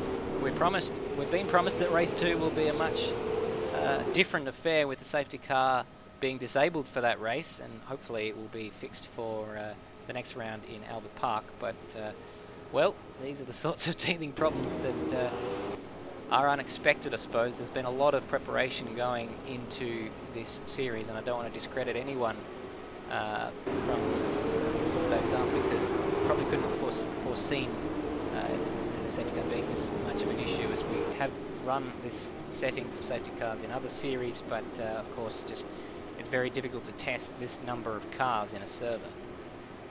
Yeah, I think safety car is part of the issue, but the other thing is a lot of drivers, we have mentioned that some have come across from Automobilista Australia, some have come across from iRacing, some from R Factor, but not all of them have been in the same session at the same time, so they're not knowing whether they'll pull a move or not and how they'll go about doing things. So yeah, it's a learning session for a lot of drivers, and it's a learning session obviously for us and the admins as well. But yeah, I think by itself, a lot of these problems will sort themselves out as we push into sort of round 2 and round 3, and probably by round 4, we could possibly race the same safety car settings and not have any near as many incidents. But a combination of newish cars, new people to race with is what's causing issues. Much wider racetrack at Albert Park will make this a little bit less of an issue, and a lot of the other racetracks we visit. I wonder what Emily Jones and Kurt Stenberg are like on field, because they were some of the earliest people to pit,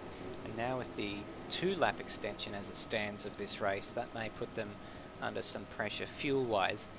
Those two in the lead and 2nd place respectively, and Jake Maloney behind in 3rd place. What a terrible turn of fortunes for Dane Warren down there in 14th place after that contact with Kurt Stenberg at turn 4. Funnily enough, Ethan Warren, his brother, ahead of him. I don't know if Ethan's had a chance to serve his 2 drive-through penalties and stop-go penalty. He might have started to attempt knocking those off. He's going to have them done before the end of the race anyway, all the penalties thrown upon him. But stop and go penalty for Steve Birchall, probably for a safety car infringement of some sort. The game can get a bit trigger happy on those penalties, so not sure exactly what caused that. Emily leads them away for the third restart that she's done. And behind, we've got the number 215 car driven by Sam Blacklock, out of position in terms of the position in the race. He's a lap down, and Kurt Stenberg now trying to defend the line from Jake Maloney, who got himself all up on the outside curb. This is the final lap of the race if we don't get another yellow flag by the looks of it. And we've got Ethan Warren battling away with Brody Steen over 4th and 5th place. I think that Brody Steen might not know about that. He's around. Big incident there with the 215 Blacklock. He's spun round. It looks like he's just done it on his own. He might have got a little bit of help, but everyone else is okay. We're starting to get into the dark depths of twilight as the two TTR cars, line astern, come towards the final corner. A bit of chaos in the background through turn 8. Cars going side by side through that. How are we like for fuel? Looks like we're going to get to the end of this race with Emily Jones, one sector remaining, and Kurt Stenberg a few car lengths behind, probably with the eye of the stewards under him, and Emily coming under the coming up to the final corner. She's going to come around and win a very, very bizarre race, but she was there when it counted and she kept her nose clean. 3 fantastic restarts, and she's your race winner. Kurt Stenberg in 2nd and Jake Maloney in 3rd. Race on here now for 6th, Corey Preston. Nobody's just missed out. Daniel Lurchel is also Ozrob having a go on him as well. Will Devonish, Ozrob's teammate, finishes just behind him in 9th, and Scott Nolan across the line in 10th. Well, that was an interesting race, it has to be said. I think there'll be a lot of talking points to take away from that race. I've absolutely no idea where to start with that. That's it was a safety car fest. Yeah, we're having, well, incidents are getting very confusing. We've got Dominic Ferrara sitting on the grid, just sitting there. He's letting cars past. I don't know why. That is actually possible. I think he was slow on the through the last couple of corners, so that is very much a possibility. He might have tried to nose stop this and or even one stop it, and it's backfired. So that was a bold move if that was the case.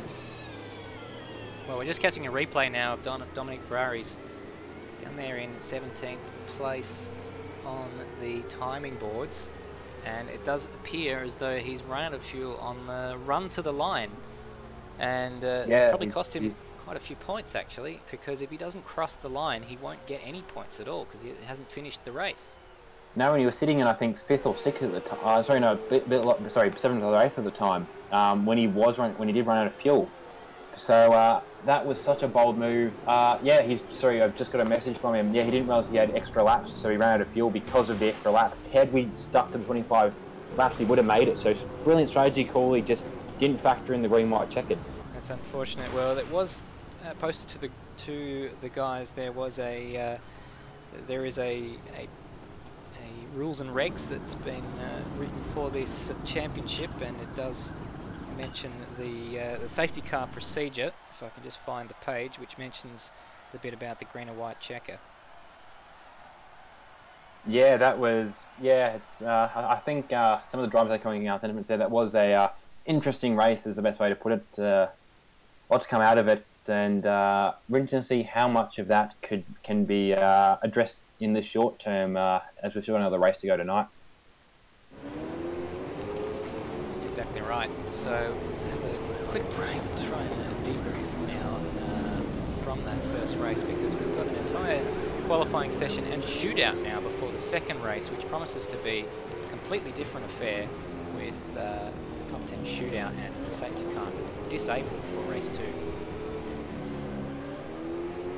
Yeah, we're going to see how that side of things goes. Yeah, another chance for drivers to stretch their legs, set the best times, and the top 10 shootout will make things very interesting indeed. Most certainly will. So that's the first points in the book on this championship. Perhaps one might consider that to be an inauspicious start, but nonetheless the race has been run and won, and Emily Jones is your race winner. I don't think she's got anything to answer to stewards for. fairly clean race from her perspective. Yeah, that was. I don't think she's one of the few drivers that managed to avoid, from what we can see, any incidents at all, and she was the best of those drivers. So yeah, I think she's clear. Some of the drivers behind her possibly not so. Some heavily defensive driving from some of the guys who finished just behind her. So interesting how that panned out. A couple of new drivers I've just seen are entering the session prior to the second race. So I've seen Jaden Draper into the session, and Dan Ackland seems to be back after his PC crash on the formation lap for race 1. Yeah, Jaden Draper is driving the number 38 BJR ZB Commodore, so yellow and black car, that one. And yeah, he's running the session gets underway. Sorry to cut across you. That's right, all good. I think he's running the Tim Slade Freightliner livery from I think last year. So qualifying, the track is reset. 4 sets of tyres available to the drivers for the qualifying and race, so that introduces a bit of an element of strategy. They've got to conserve their tyres, not use them all up. Exactly. I don't think tyre use would have been too much of an issue in that last race, No. especially towards the end. If you pitted, some of the guys earlier might have pitted for new tyres under the strategy of this will sort itself out, but it kind of didn't. Anyone who pitted later in the race would have benefited from the wisdom of knowing you can get away with probably one set of tyres. So those guys, if they have done that, will have a strategy edge now to be running their freshest sets in qualifying, and even if they make it to the shootout, to run it there. Brody Steen on track, just off the back of he finished 5th in that previous race. Now, just looking at the live timing, that's of course subject to confirmation, official confirmation, but it looks like Ethan Warren was classified in 4th, so he must have cleared those penalties.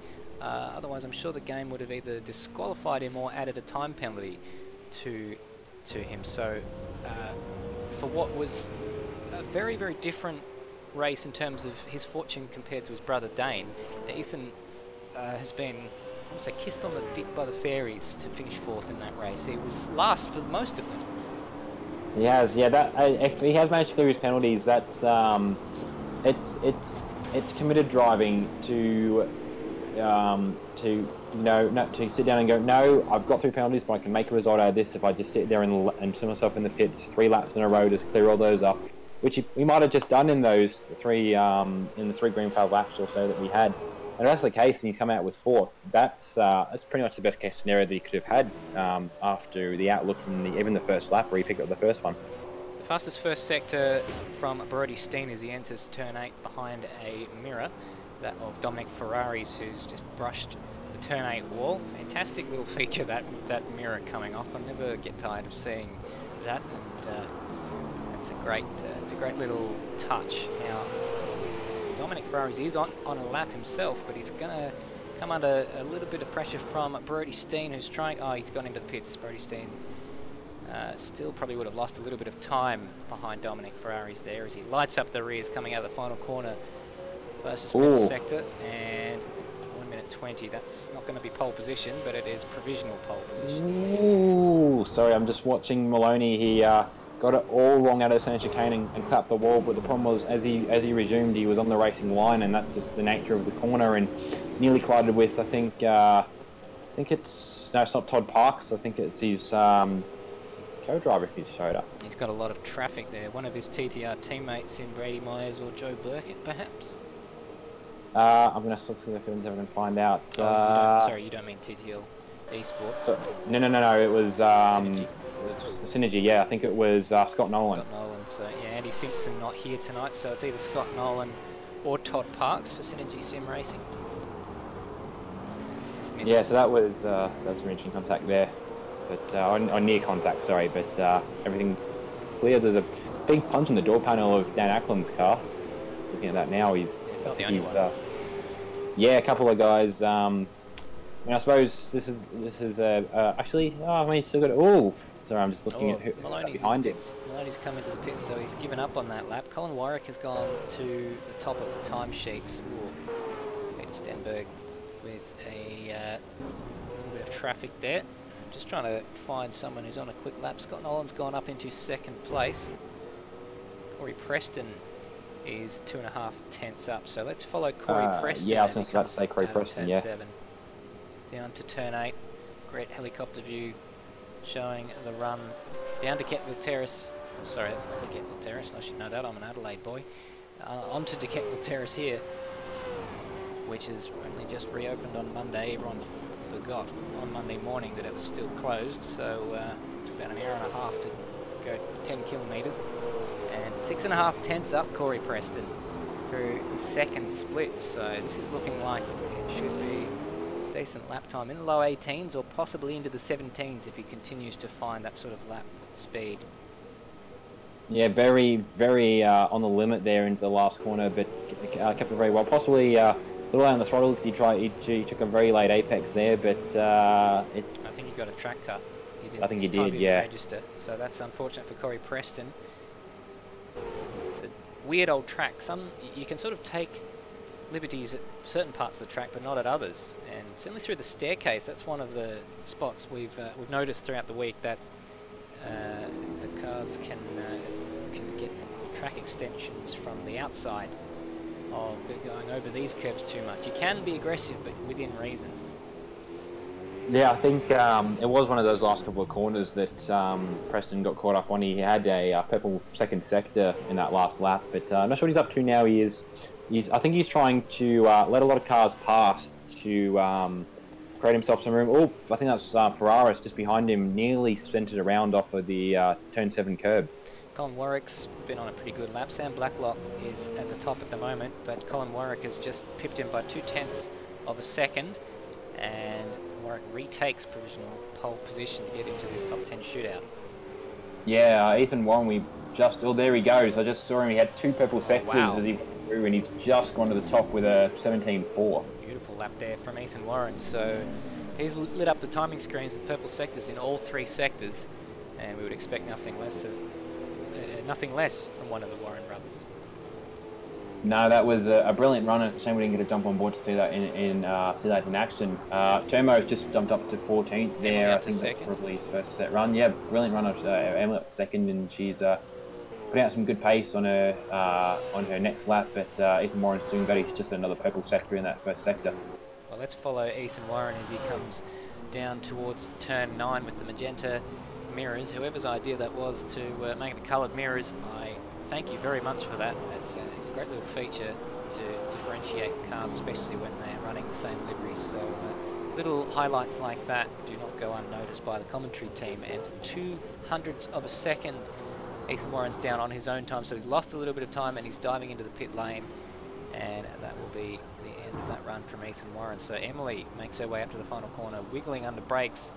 That thing trying to get away from her, struggling on traction into and out of corners.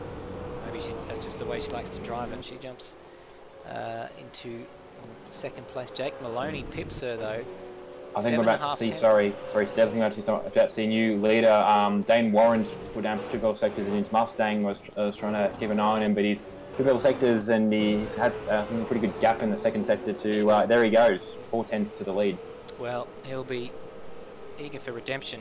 He had that race under control until he was until he kind of dug it up by the pit strategy, and then trying to make his way up through the field.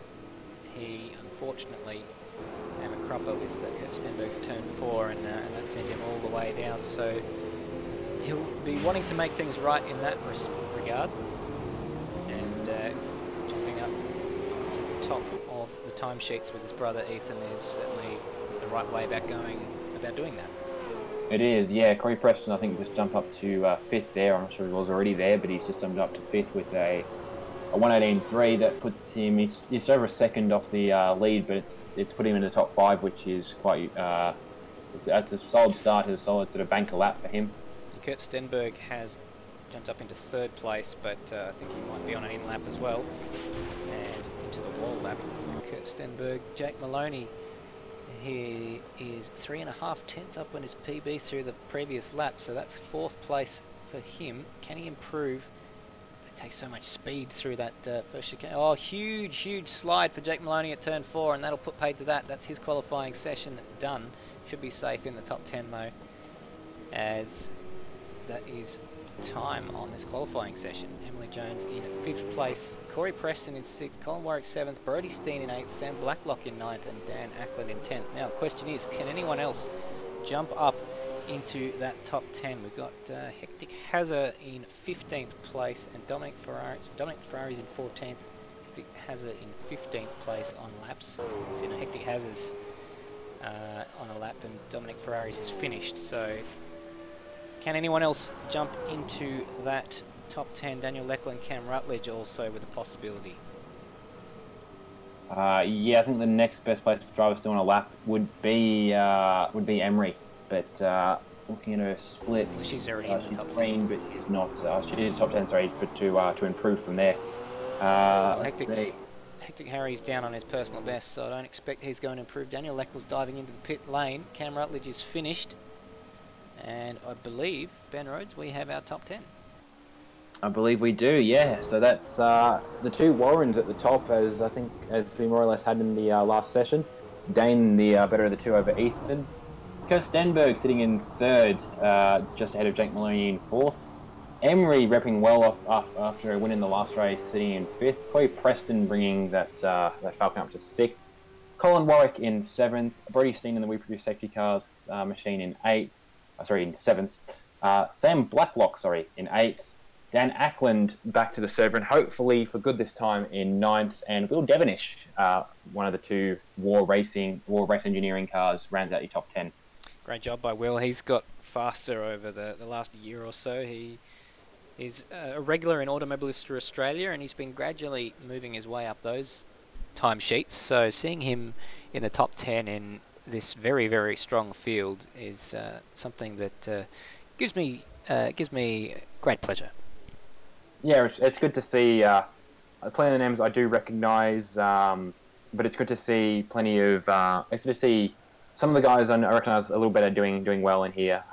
Yeah, Will Devonish as one of the names, and good to see some of the teams that aren't sort of the bigger teams as well. War Race Engineering, which I just mentioned, being one of them. Osrob coming in there in 12th.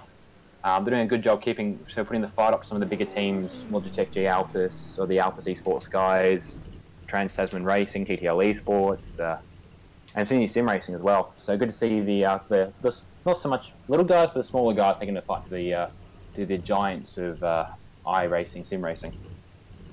Apologies for the strobe show. I'm just trying to find Will Devonish so that we can get this session started, this top 10. And I can't find him in the server, so hopefully he hasn't dropped out. He should be in the server. I'll have a flick through myself, actually. He's just been ordered to the end of the pit lane, so he should be somewhere. No, we've got Hazard lining up into the pit lane. Now, that's curious. He's in 15th place. Yeah, Will is in the... there he is. Will's coming out now. There he is. Middle garage row. So, right, so not sure. Maybe he was still loading into the server. That was probably what happened. So 30 minutes is allotted for this top 10 shootout, but it probably won't take that long. And of course, they'll be running in the reverse order from the 10 that they just did.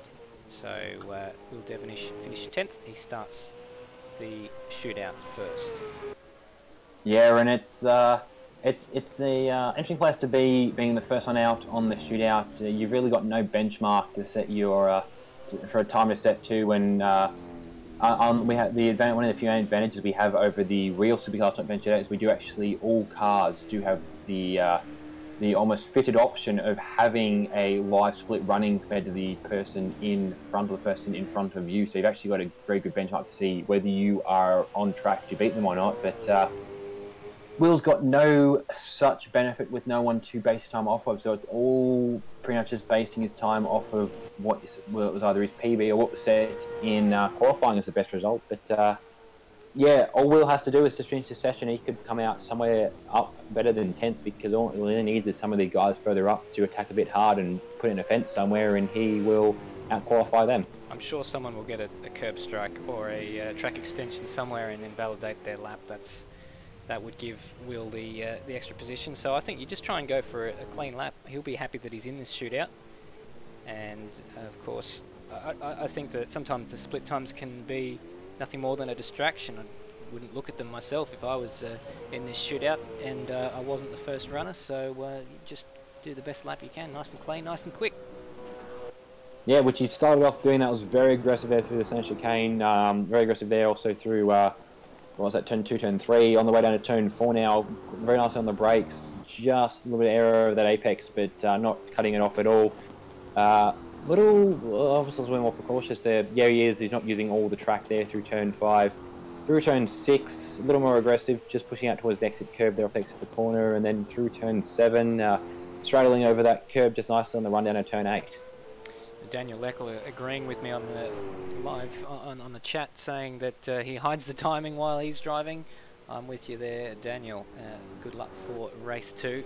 He's enjoying this shootout, as we all are. It gives people a chance to wind down if you're not in the top 10 and see what these guys do on a single lap when they don't have any opportunities, sorry, their last opportunity rather, to set their place on the grid for second race tonight. Yeah, Will coming around through the last couple of corners now. Second last corner, he's jumping on the brakes there actually. Coming back in the lane, he hasn't set a time. He must have got a track cut somewhere. I'd say so. Very surprising.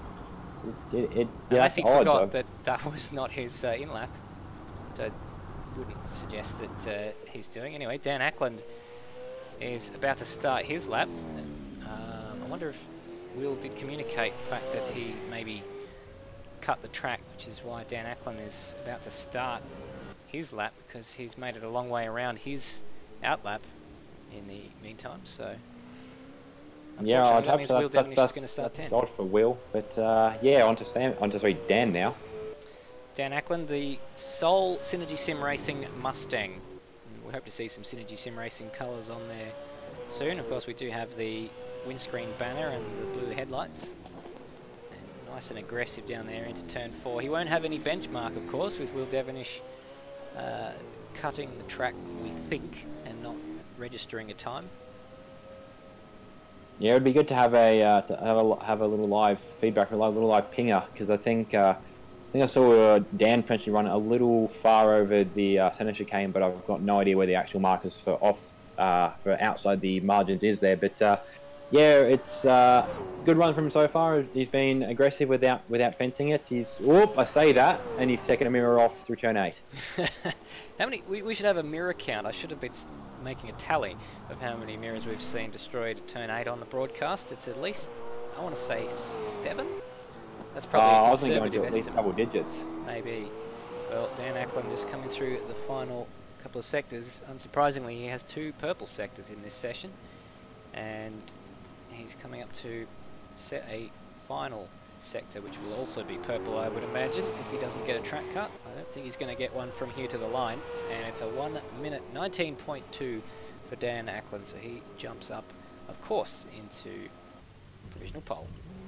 Yeah, that's I think just over 2 seconds back from the pole setting in qualifying, but there's no going. There is a chance we get to that pace, but there's no going to get to that pace either, because there is no advantage of anything like slipstream or any of the like for cars in the top 10 shootout. But we're on now to find him. Sam Blacklock, Logitech G Altus Esports, the second Ford Mustang in this shootout, number 215, and he'll be hoping for a better race in race 2 today. Of course, without the safety car, could be a good opportunity for these guys who are quite quick to spread out and not be hamstrung by having to slow down for the safety car all the time. So yeah, that was a good run there. He's through the first sector. Yeah, I was about to say he's up 8.5 tenths through the first sector. So it's a brilliant run through the the chain. It looks like he got a lot of air there, running quite wide over the curb, possibly because he nearly tripoded it over the apex curb.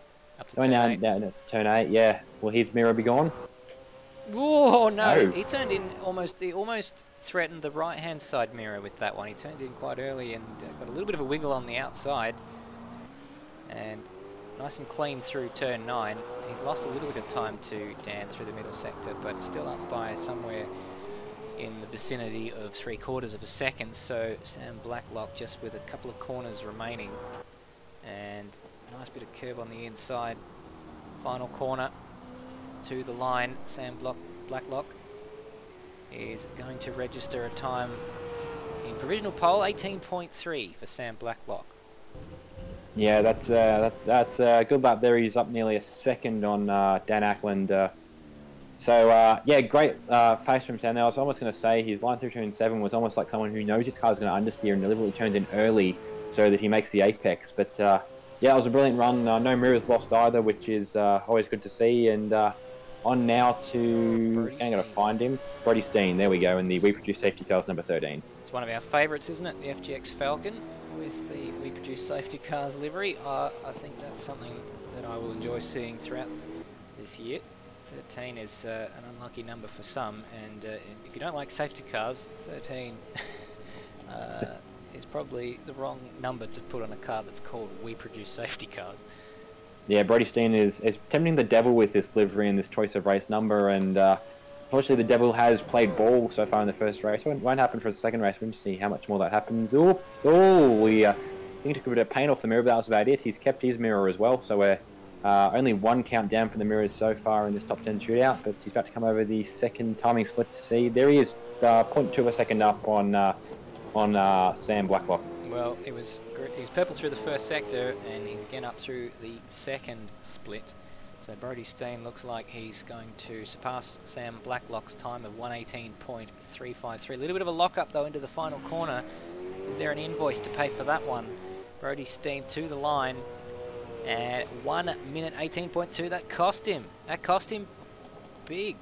Sorry, no. Yeah, actually, no, it hasn't. He has jumped ahead of Sam Blacklock, but it's given us jumped the split ahead, to someone but that else's was time. I think he had a bigger gap in that final sector, so he has lost time. He has still gained pole, but there is still 7 more runners in this session that can take that away from him. So it looks like it was comparing the split to another time, because that's the fastest in the shootout, and only by just under 1/10 of a second for Brody Steen, but slower than another lap time, which I'm fully sure what that benchmark was that it was comparing itself to. But anyway, we're now looking at Colin Warwick in this lovely black ZB Commodore. Yeah, he's throwing this car around. I was actually listening to him on the way down to turn 4. He was smashing the rev limiter, which is not the done thing unless, I suppose, on a qualifying lap you can get away with it. But his car will not be like him right now, so he's wringing the neck of this, big black line, trying to get some speed out of it. Certainly is. Number 53 up to turn 8, uses all the road. That was very, very good. Oh, just brushed the wall on the exit. That was up till then looking pretty good. Wiggling under brakes down to turn 9. Colin Warwick absolutely on the limit. Let's see if that middle sector has paid dividends for Colin Warwick. He's found a couple of tenths through there, but he's still down on Brody Steen's time by 1/10 of a second. And another brush of the wall there. But we saw Brody Steen locked up into the final corner. Can Colin Warwick find a little bit of time through there? Aggressive over the curbs through the penultimate corner. Colin Warwick to the line. What is it? What is it going to be? Oh, a bit of grass. He would have had to get out of the throttle momentarily. Has that cost him?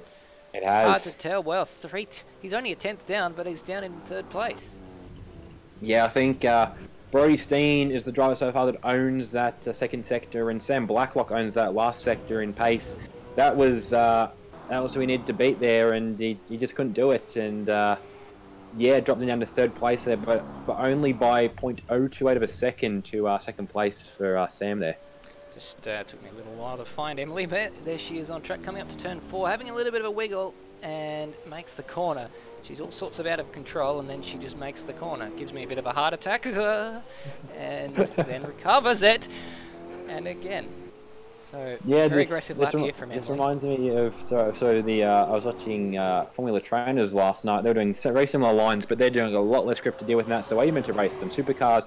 It's almost like watching SVG in female form, the way she's attacking some of these corners, but hopefully it pays off for her. Well, she was down by 4.5 tenths through the first sector, so I think some of those were probably not intentional spin. Oh, that's a lot. Oh, no, she's round down at turn 9, so she took way too much curb on the inside at turn 9, and she'll be angry with herself for that. Yeah, I think that was the second lick of the wall there. This is just trying to get some of the anger out, I think, is the successive wall hits. That, yeah, she wasn't keeping the pace of the guys in front, but she was still in to make a good result out of that run, and yeah, just hit the curb and then kick the throttle off a bit too early and spun the wheels, and that was the end of that. I'm just trying to find Jake Maloney, who's further up the field here. Here he is. About to start his lap. Just finishing his out lap now, so he'll probably have been blissfully unaware of the adventures that Emily Jones was undertaking there. I think she probably would have got a track car for taking so much curb at the hairpin and then spun the wheels up in frustration afterwards. Jake Maloney beautiful through that centre chicane all the way out onto Wakefield Street and down to turn 4. Slam the brakes on, turn it in. You know exactly where the edges of this FGX Falcon are. He ran right to the wall on the way into the centre chicane, and he's doing it again. He's running that thing right to the edges of curbs and track edges and walls and the lot, and it's working out for him, but only just. He's 0.076 up in that first sector. Podium sitter in race 1 today, and he was up there. He qualified in second for the first race, and I think he's going to be in the reckoning all championship long. Yeah, he will be. That was very clean there through turn. A bit of a wiggle, but he's kept his mirrors. I think every driver but one has done that so far. Didn't brush the wall. Very clean line through there. Very measured approach with the throttle. It means he didn't suffer a spin like Emily. Very clean there. Ooh, just up to the wall there. He knew exactly where that wall was. He knew how close he could get to it, and he managed that perfectly. Look at the split. He was up by 0.5 of a second through the second split. He was, and he's got the speed. He looks like he might possibly win this sector out too. All he's going to try and do is beat Sam Blacklock's speed through here, and there he goes.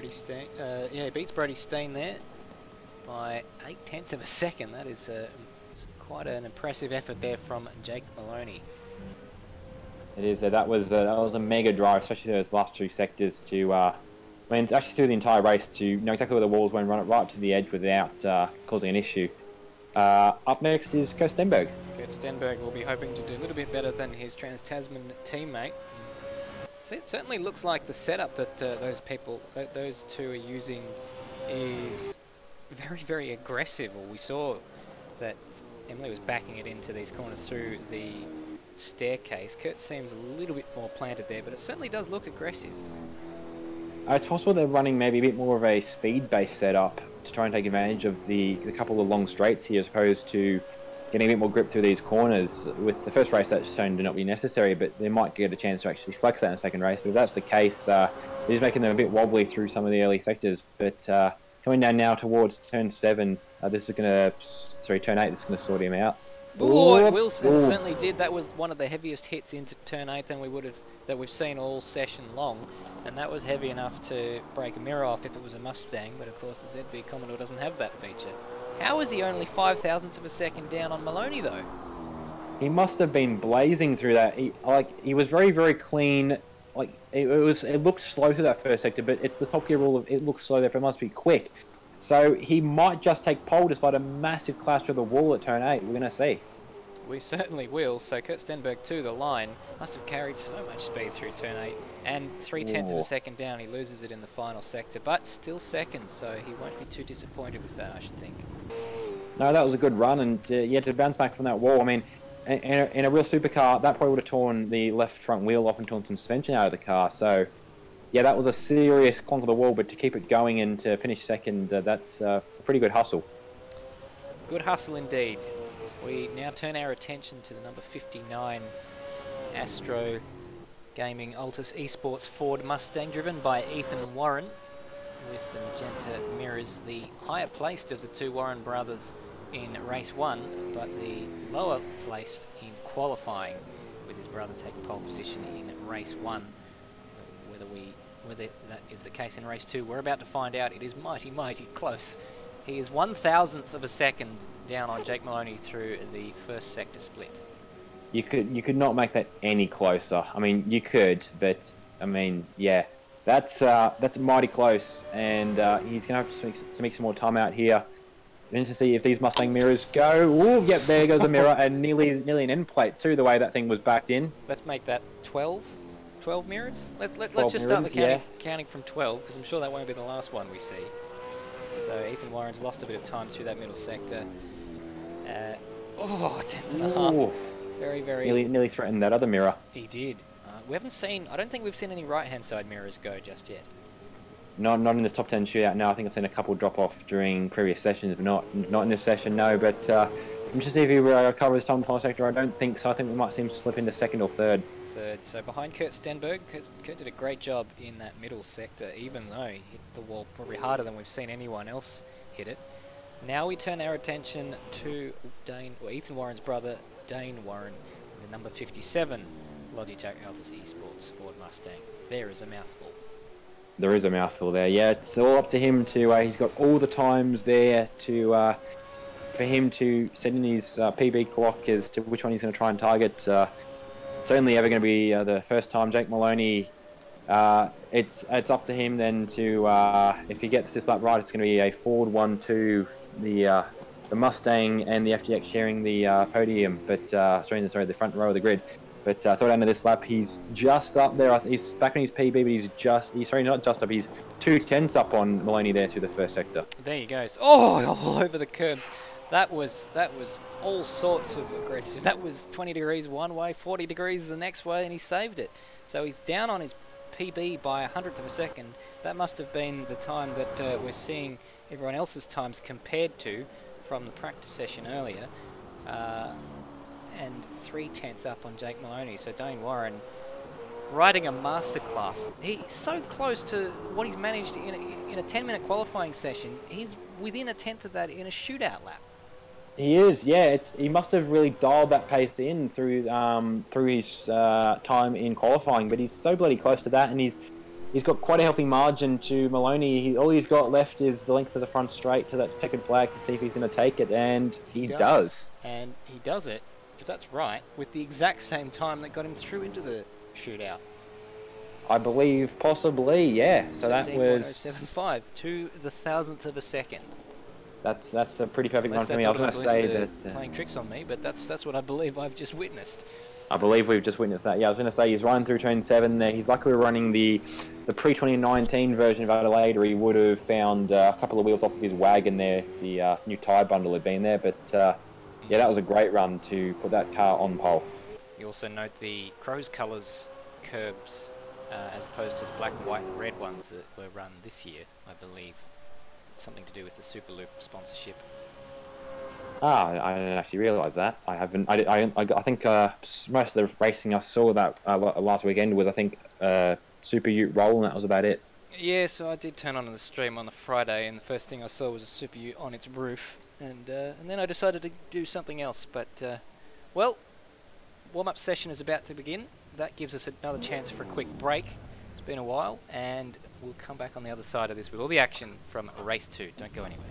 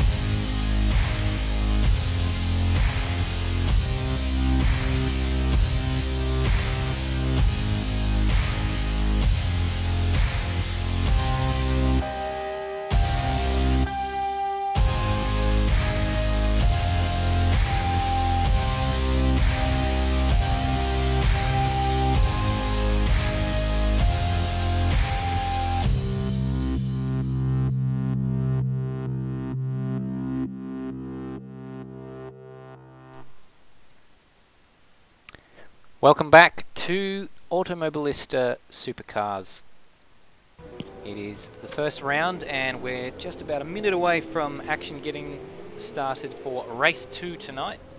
And the safety car to be disabled for this race after we spent about 90% of the first race behind the safety car, and just a bit of practice going on in the last 50 seconds before race 2 gets underway. We've just seen a killer top 10 shootout with Dane Warren ahead of Jake Maloney and Kurt Stenberg in third. Funnily enough, we have a 10-minute qualifying session, then we have a shootout, and we see more or less the same order.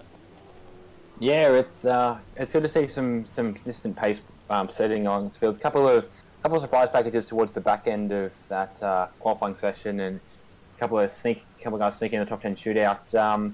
I was thinking about my predictions for this race. It's hard to make predictions for this race. We haven't seen a lot of green flag pace so far, but one thing I do want to point out is some drivers that I did see in that first race make some excellent starts, which if they can repeat them are going to help themselves a lot into this second race.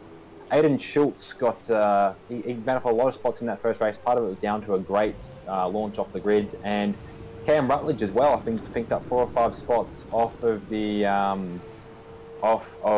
start. By the time he got to the yellow flag, he made up I think 6-7 spots and kept making some out for the field. Unfortunately, I think a bad pit time for him caught him out in the end. But yeah, it's hard to make a prediction on a win. It's with no safety car. It's a good and a bad thing because you can be now blindsided a bit easier by accident, especially if someone down the field, a long way down the field, spins in front of the leaders. There's no massive, slow down to 80 k's an hour safety car warning. It's just a yellow flag, and if you're not paying attention, which we've seen happen at this track with wheel drivers before, there goes your lead. That is exactly right.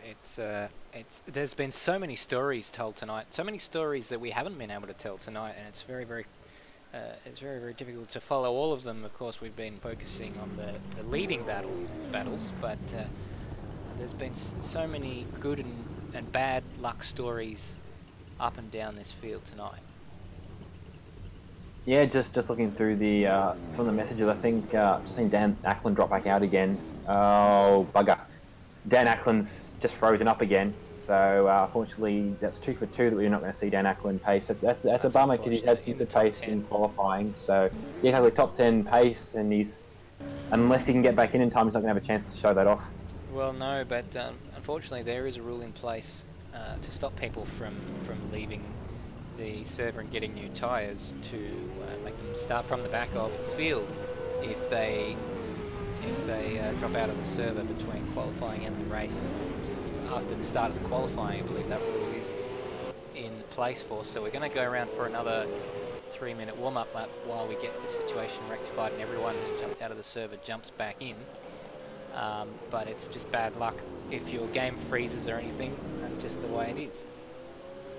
Yeah, that's just the nature of the beast with some of this. Trying to find the list, a couple of guys who have joined us for this session, but I actually can't see them anymore. Where is he? Oh yeah, Zach, Jaden, there we go. Jaden Draper is in now for his first race of the night, and I think Zach Baker's a new driver as well. I didn't see him out there in the first race, the number 512 Falcon FDX. I think that's just a black car, that one, but I don't think I saw him out in the first race either. No, it's some of these liveries, they just have the windscreens because they didn't get their liveries to Colin Warwick in time, so that's what they end up with until such time as they do get a livery, and there'll probably be an update a few rounds into the series to fix that. There is the FGX Falcon in question. Does look quite good in black, but we certainly like to see a paint job on there if one is available. Yeah, I think looking at that car, he's possibly going, if that does have some there's a word I'm looking for, remnants, which isn't the word I'm looking for, but anyway, there's some bits of the car that aren't stock in that livery. The green grille is the most noticeable one. I think if that's indicative of where he's going with the livery, we could possibly see a Bottolo or a monster livery on that car in the next couple of rounds. So we wish him well, and we certainly know from what we saw in the first race that starting at the back of the grid doesn't necessarily mean too much for your race. Of course, the safety car, as we understand it, turned off for race 2. That will make the face of race 2 very, very different to that of race 1, however. Yeah, race 2 is now all going to be about, I mean, avoiding being in accidents, but also avoiding accidents because you've got much less warning of one happening. And exactly being at the back, I mean, I would not hesitate to just not trundle, but not go full pelt down towards center chicane for the first lap, and especially not until the end of the staircase would I actually try and keep up with the rest of the pack, because you probably want a little bit of clean air to make a decision in case something happens in front of you. So being down the back isn't necessarily a bad thing. We can see people like words drivers. Yes, some of the drivers towards the back of the field, Zach Baker, possibly like the pace, and Jane Draper, might actually be able to benefit from that, just in avoiding other people's whoopsies. Other people's whoopsies, indeed. The thing is, these are all racers, these drivers, and so they do like to go hammer and tongs a lot of the time, and I think some of them don't quite have that filter, that margin for error that they apply. They just want to go fly out from go to O, and it certainly means that I think the people who do like to take it easy and give it a little bit of a wide berth in the early laps, those people, they benefit when those in front of them make those mistakes that they inevitably always make. Yeah, and that's the problem, is if you keep the tap constantly turned to go, you could find yourself a lot quicker in a situation of woe. There's a couple of crashes, like the very first crash we saw, the initial crash I missed, but the follow-up crash was literally just everyone rubbernecking. In a case of, they saw someone crash, and because they were going flat out and already limit braking, they had nothing to do. So they just slammed the anchors on, locked it a bit more, and they end up concertining into each other. But yeah, so anyone who doesn't have the filter of wind it down to 10th, especially for the early section of this lap, may get caught out if something does occur. But well, it looks like we've moved through into the race session. Just a comment from, I believe that's a server host in the live chat, showing us that letting us know that there was an issue with the order, and that has now been rectified. So that's certainly something that we're grateful for, and thank you, of course, to the guys at RSM for hosting this dedicated server for us. It allows us to have this many cars, and that is very, very good. So big thanks to all the guys there running this server. Absolutely, yeah. We were looking at 30 cars there, but I think we've just seen, I think it was Baker just drop out there at the start of that session. So I think we've missed him. But we're up 29 cars, which it is easy to do, but this is the biggest grid we've had so far this series, and they're getting ready to warm up now. But they are, so warm-up lap now. 25 laps in prospect. Do you want to take us through the grid? I will. I'm going to quickly find there we go. So, from pole, Dane Warren in the number 57 Logitech G Altus eSports car. That was a brilliant run from him in qualifying, and it's up to him now to put that to the pace down in the race. Second, Jake Maloney in the TTL eSports number 29 FGX Falcon. Great run from him too. Kirk Stenberg sitting in third in the Trans-Tasman Racing ZB number 47. Fourth is Ethan Warren in one of the sister Mustangs, this time the Astro Altus eSports car, number 9. Fifth is Brody Steen in the We Produce Safety Cars, number 13 FGX Falcon. Sixth is Sam Blacklock in the second Logitech G Altus eSports car, the number 215.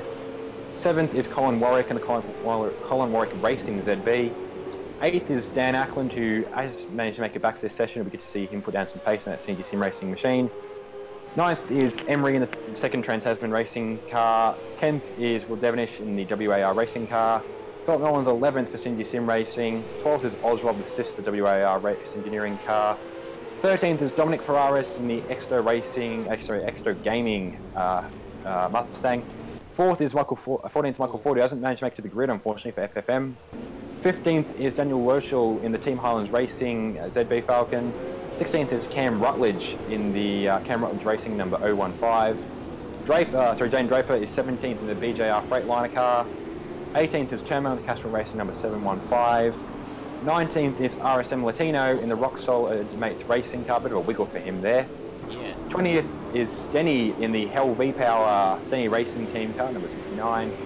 21st is Rain Campbell, the Drive Racing number 5. 22nd is a Clemabite in the Ford Racing number 83. 23rd is Dodger, who is sitting in the pit lane still. 24th is Stephen Birchall in that Monster Mustang, sorry. 25th is Aussie in this VGR Repco car. 26th is Todd Parks in the second Team Racing car. Hector Kazza 27th, Aidan Schultz at 28th, and Corey Preston starting off the back of the grid in 29th with the A1 Signs Falcon. Love your work.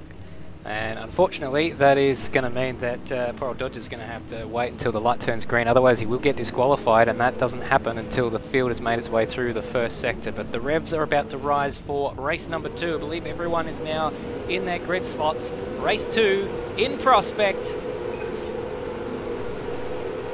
is go. Great jump there from Dane Warren off of pole position. And Jake Maloney is going to slot in behind him for the second time in 2 races, this time from second on the grid. Oh, there's cones flying in the background. Hopefully everyone gets through there nice and safely. It is Ethan Warren in 3rd place though, so great start from him. He jumps up ahead of Kurt Stenberg.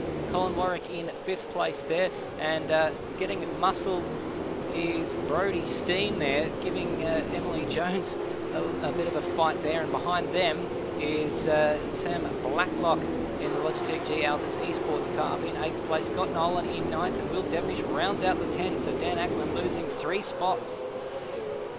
Yeah, a bit of a poor start from Dan Ackland, and I'm just rolling through the entire field, and it looks like we managed to get all of the cars. I'm seeing one back there. Who's that I'm seeing back there?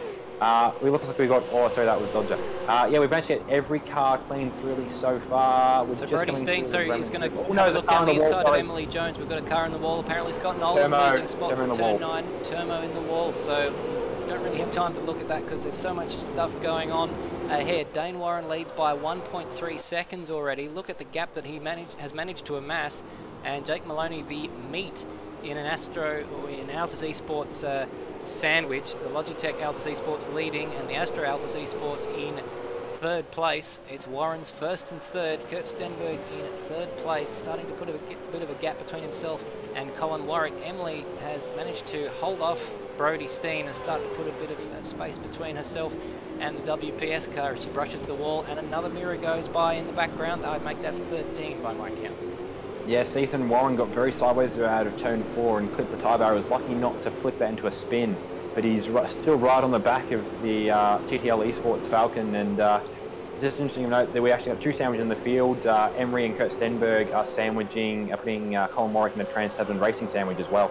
It's a sandwich suspended like a museum piece, exploded between the floor and the roof though, as they are a little bit more spread out than the Altus Esports sandwich, if I can get my worms out. Just confirmation from ZB Racing Team, absolute joke, game crashed when the session turned to race mode. So very, very unfortunate news for Zach Baker there in the number 512. Hopefully he can make to the second round at Melbourne. Hopefully, yeah, a couple of cars that we've had 2 drivers, luckily different drivers in a way, that have dropped out of these sessions as the grids have loaded up. So possible that just as many cars is overwhelming some people's graphical powers, but yeah, we've got a local yellow I think down. That's why it dodges in the fence.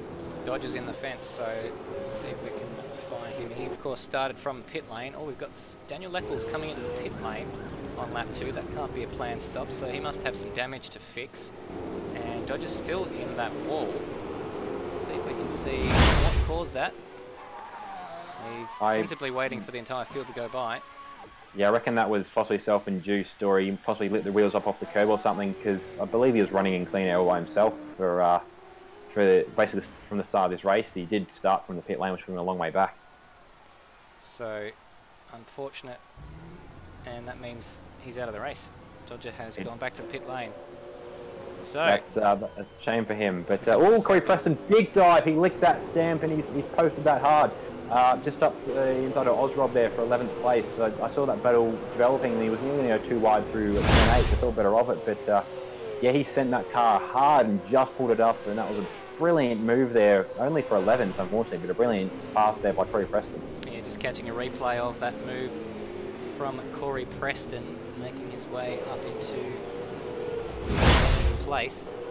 So, meanwhile, at the front, Jake Maloney has not only pegged the gap to Dane Warren, but is starting to bring it back ever so slightly. They're trading fastest lap times, and at the moment, Jake Maloney has the fastest first and third sector. Dane Warren has the fastest middle sector, so there is a race for the lead, my friends.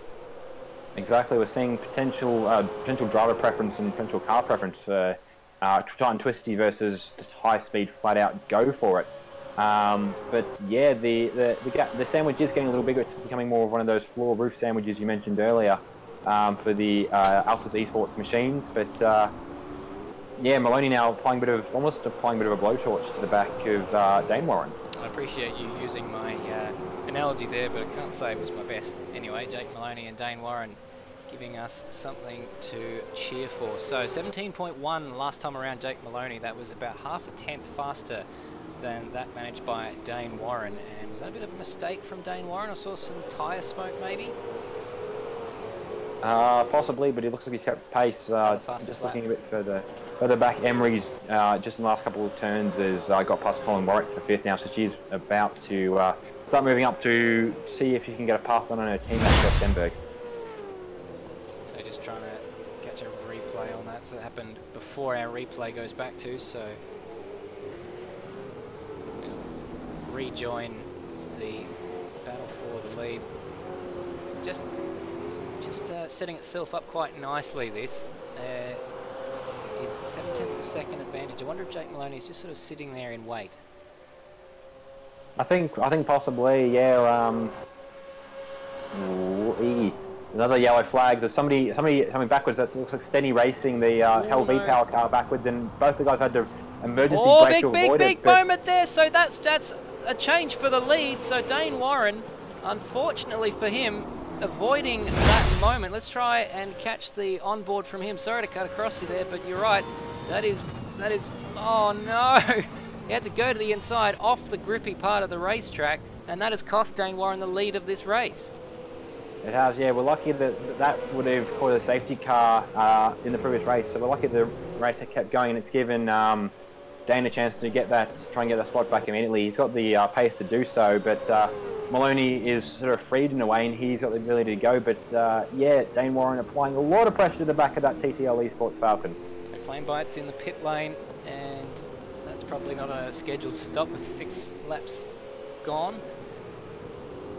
Look at this. This is close. Dane Warren is all over the back of Jake Maloney. Jake Maloney is probably getting a little bit of a toe from Dane Warren, maybe using him as a little bit of a carrot, because Dane Warren is closer to Jake Maloney than Jake Maloney was to Dane Warren.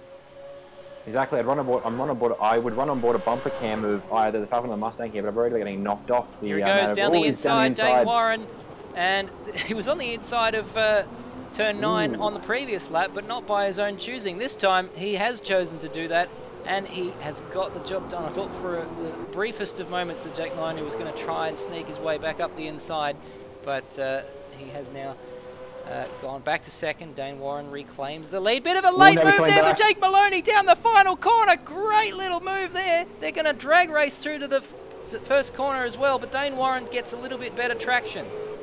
Yeah, I wasn't surprised to see that. The move by Dane on Jake Maloney did look a little cheeky. He did kind of box him out of that last corner, a la Cam Warner and Dave Reynolds on the weekend. But yeah, this race is definitely still on. There's definitely a lot of heat still in these cars and in these tyres and in these drivers. Little front lock up there from Dane Warren, the inside right tyre, and they're both wiggling their way through the staircase. That's not usually the way that I go down my stairs in the morning, but if I do feel a bit frisky, maybe I'll wiggle down them. Nonetheless, I'm regretting starting this sentence. Dane Warren 2.5 tenths to the bit. They're pulling away from Ethan Warren just a little bit. Last lap's probably not a good example, because on that lap Ethan Warren took half a tenth of a second out, probably because they were fighting each other so hard.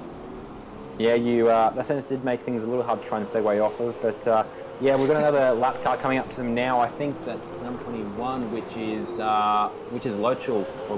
Yeah, Lochul they're coming up to the back of now, who did pit earlier. So he's about to potentially go a lap down here. He had the pace in the first race, but I don't think he's got the pace to hold off. Even with the battling these two are doing, they are still putting down some stellar laps. So Lochul about to come into play potentially in the next half a lap. So Dane Warren just extends his advantage ever so slightly to 3.5 tenths of a second up to the centre chicane, and they carry just so much power, so much speed through that chicane, and this is going to be a little bit of an interesting moment. The first time really that they've caught traffic in a way that's, you know, sort of more natural. Race 1 they were catching traffic that was probably out of position because of the bunching up under the safety car. This time they're catching it on raw pace, and they've managed to clear. They've got more traffic up ahead, gets out of the way on the run down to turn 7. They'll be mighty thankful for that. Yeah, that was Aussie pulling out of the way there, that BGR Commodore. So good to see both of those guys paying stern attention to their mirrors and their track map in that. But that was, it looked like they were both trying to dive on like an invisible third person there. But yeah, positions stay the same. The little bit of smoke off both of them. A little close to the wall there for Dane, but keeps the pace. So, is there going to be a late move from Core? He did. He did. He loves the final corner. He's got so much grip there that he's confident enough to go for these little dives. That'll be, I don't know if they'll be getting into Dane Warren's head, but that will certainly be Jake Maloney's intention. Yeah, I think part of the intention with that is just to pop out and put himself in the mirrors, just to sort of try and frighten Dane Warren into making a mistake. Although looking at the pace he's pulled so far to this Falcon in the qualifying sessions in the shootout, I think Dane's a hard man to rustle, to get to have his jimmies rustled. Pit window opens at the end of this lap under green flag conditions. We would expect, as we detailed earlier in the broadcast, 16 laps from a fuel tank. We learned absolutely nothing about fuel in the first race, given how much of it was run under the safety car. So this will be our first look at what these cars will be able to get in terms of their fuel mileage in full race at green flag conditions. Yeah, Will, you're interested to see if anyone does pull in this lap to try and trust the capacity of a full tank and run it from here, or if a couple of these guys, especially the front runners, we're interested to see how they go with pitting as well, whether they pit at the same time or whether they elect to pit separately. Doesn't necessarily disadvantage someone unless the only disadvantage is in the slight randomness of the timing of a pit stop. But we've seen Dominic Ferraris has left his DNF'd for some reason. It's unfortunate for Dominic Ferraris. The leader's not opting to pit on this lap, so they go through onto lap 10, and the timing screen's suggesting to us that no one else so far has opted to do that as well. So they probably would want to, I don't know if they're going to change tyres, but if they are, they would probably want to go a little bit longer for fresher tyres at the end of the race. Yeah, just looking through the field now to keep an eye on who is pitting, and at the moment, yeah, it looks like the entire field are electing to not try and push it, not try and push it for the full good mileage on that tank. They're going to wait a couple more laps and maybe throw some tyres in the mix as well. Just going back, looking at Will Devonish is having a decent battle with Dan Ackland over 9th and 10th place. Ackland's Mustang is all over the back of Will Devonish's Wall Race Engineering car there, so that's probably the closest battle on the racetrack at the moment. And Steve Birchall's in the pits at the moment. He's down there in 20 seconds, so it's not really a great evening from his perspective. Everyone else electing to stay on the racetrack, so Dane Warren sets another personal best lap, Jake Maloney in 2nd place, Ethan Warren in 3rd, Gert Stenberg and Emery, the 2 TTR drivers running, Lila Stern ahead of Colin Warren, Brody Steen in 7th, and Sam Blacklock in 8th. Those are the gentlemen ahead of this battle that we're looking at the moment, and that is going to be contact. It's going to be a little bit of a bump, but there is no run, so Dan Ackland lets Will Devonish get onto the throttle earlier. Yeah, that was very, very mature by Dan Ackland. He could have bumped and run that, but he recognised there would be a penalty in the system for him if he'd done so. So he backed off and let Will pick up the throttle earlier, and this battle will continue on for another lap or two at least. So the top 10 starting to spread out a bit. They're not particularly close to one another. Apart from probably the lead battle is the second closest battle in that top 10. That's that's a lapped car. That was Aussie, I think, getting out of the way of Devonish and Ackland. He got a little wobbly over the turn 7 curb and luckily got out of the way for both of them. But from what I'm seeing, it looks like no, actually it's changed. Devonish and Ackland both had pit indicators on, so they were going to pit on this lap, but Will Devonish just switched his off, so he's possibly going to push it out another lap. But it looks like Ackland is coming in this lap. Let's go back and see whether Dan does come in and maybe try and affect the undercut with fresher tyres on Will Devonish, or whether he does take tyres. We're yet to see how limited they are. Dan does indeed come in. It's a tight pit entry. We've seen a few mistakes of that pit entry in race 1 and a lot of drive-through penalties. Doesn't look like anyone else is coming into the pit lane, so Dan Ackland, the first man to make his pit stop. I believe he was actually the second man with the Monster Falcon. First to make his planned one, I should say. Yeah, good point. Yeah, we've got a good race now actually for 12th place Todd Parks in the 040 Trackstar Sim Racing car has just got past Jaden Draper in the BGR Freightliner car. It's happened long enough ago for us to catch a replay, and indeed Todd Parks lit it up on the exit of the final corner, and that was a brave move if he managed to turn it through in front of that car in the chicane. He's done it as well. I'm sorry, I'm just distracted by the fact that that was such a brave move, so well done to Todd Parks making up that position. That was just cycling through. Maloney is now up in the lead very comfortably. Ethan Warren's in. Dane Warren is also in, and actually, oh no! Collision in pit lane. So let's get a replay if we can. Oops. So that's the iRacing problem. No, Mustang off no. the background. That's that was Kurt Stenberg. He was still sitting in his bay, and who was it? Sam Blacklock pulled in to get to his bay and just shoved Stenberg sort of out of the way because they were in adjacent pit bays. Yeah, so everyone here forgetting that you can't drive through cars in the pit lane, so they'll remember this for the next race, I'm sure. But it's quite amusing just seeing cars drive into each other. The reason they're doing that is because in iRacing you can drive through other cars. Now, we saw brothers collide just before the Kurt Stenberg one, but we saw Ethan and Dane Warren colliding in the exact same scenario. Yeah, we're about to see Will Devonish also just came in that lap, so we're going to see if if he's managed, if drivers managed to affect that undercut. No, Ackland's just alongside him, so Ackland did just benefit from pitting a lap early because he's just got ahead of him on the way through turn 4. And Jake, Sam Blacklock gets himself a penalty, so too Hectic Hazard. This is presumably for speeding in the pit lane as Emily nearly overshoots the pit entry. Now, this is going to be interesting. Jake Maloney, has he managed to reclaim the lead with that problem in the pit stops for the Warren brothers as they come through? Can't quite tell from this camera angle, but it looks like Jake Maloney is going to inherit the race lead. Colin Warwick hasn't pitted yet, and in the background we are yet to see Ethan Warren. Sorry, he's 5 seconds behind, so that was an incredible. Sorry, Ethan Warren. Where's Dane Warren gone to? He's ninth at the moment. So I wonder if he had to repair some damage. Possibly. Time.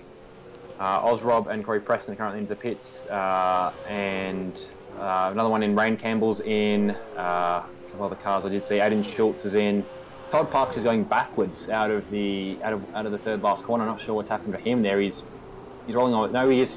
I think he's had a spin somewhere, but looks like he's trying to come in this lap as well. But that's not going to have helped.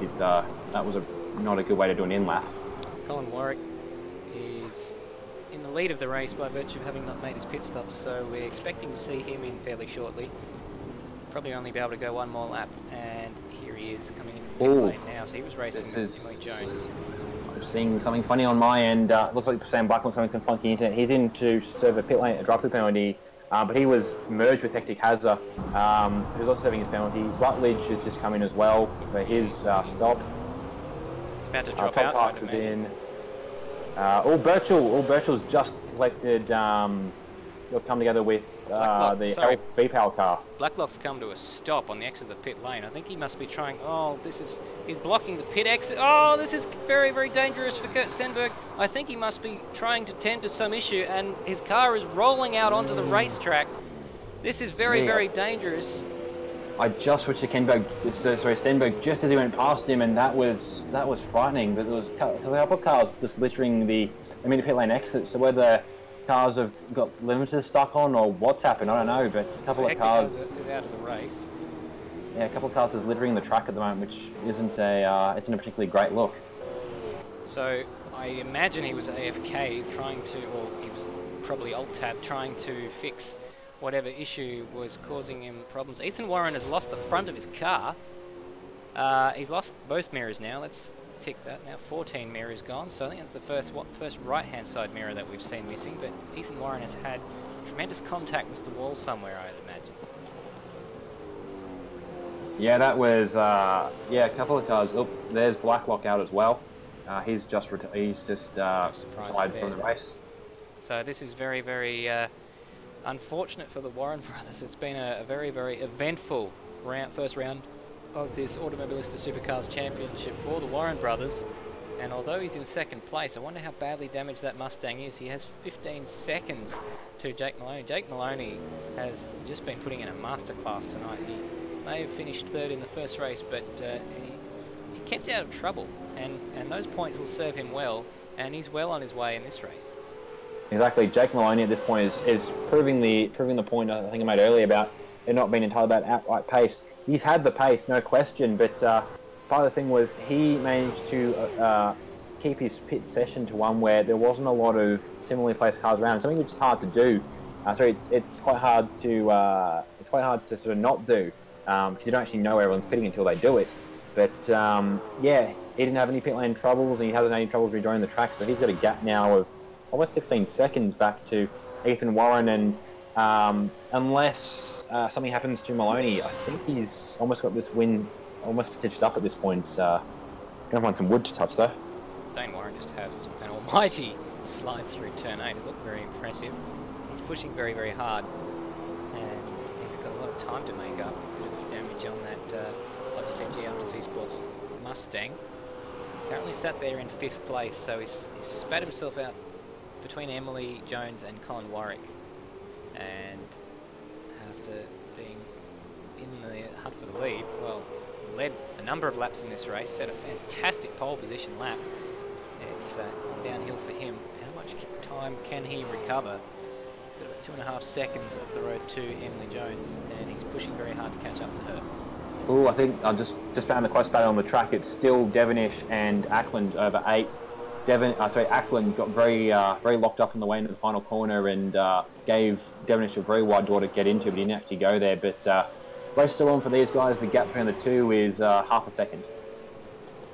Yes, so Dan Ackland, what sort of lap times has he been doing? Let's follow that with interest. We really got too much of a comparison. Looks like a 21.2 on the previous lap. A slow middle sector by his standards, so that might have been what allowed Devonish to close back up for 8th place. Yeah, the fight's been going all race, and this is one of the few fights that's managed to keep going after the pit stops have cycled through. As I said earlier, Ackland 3 proving the effectiveness of an undercut, although it did take a little long into the successive lap for it to take effect.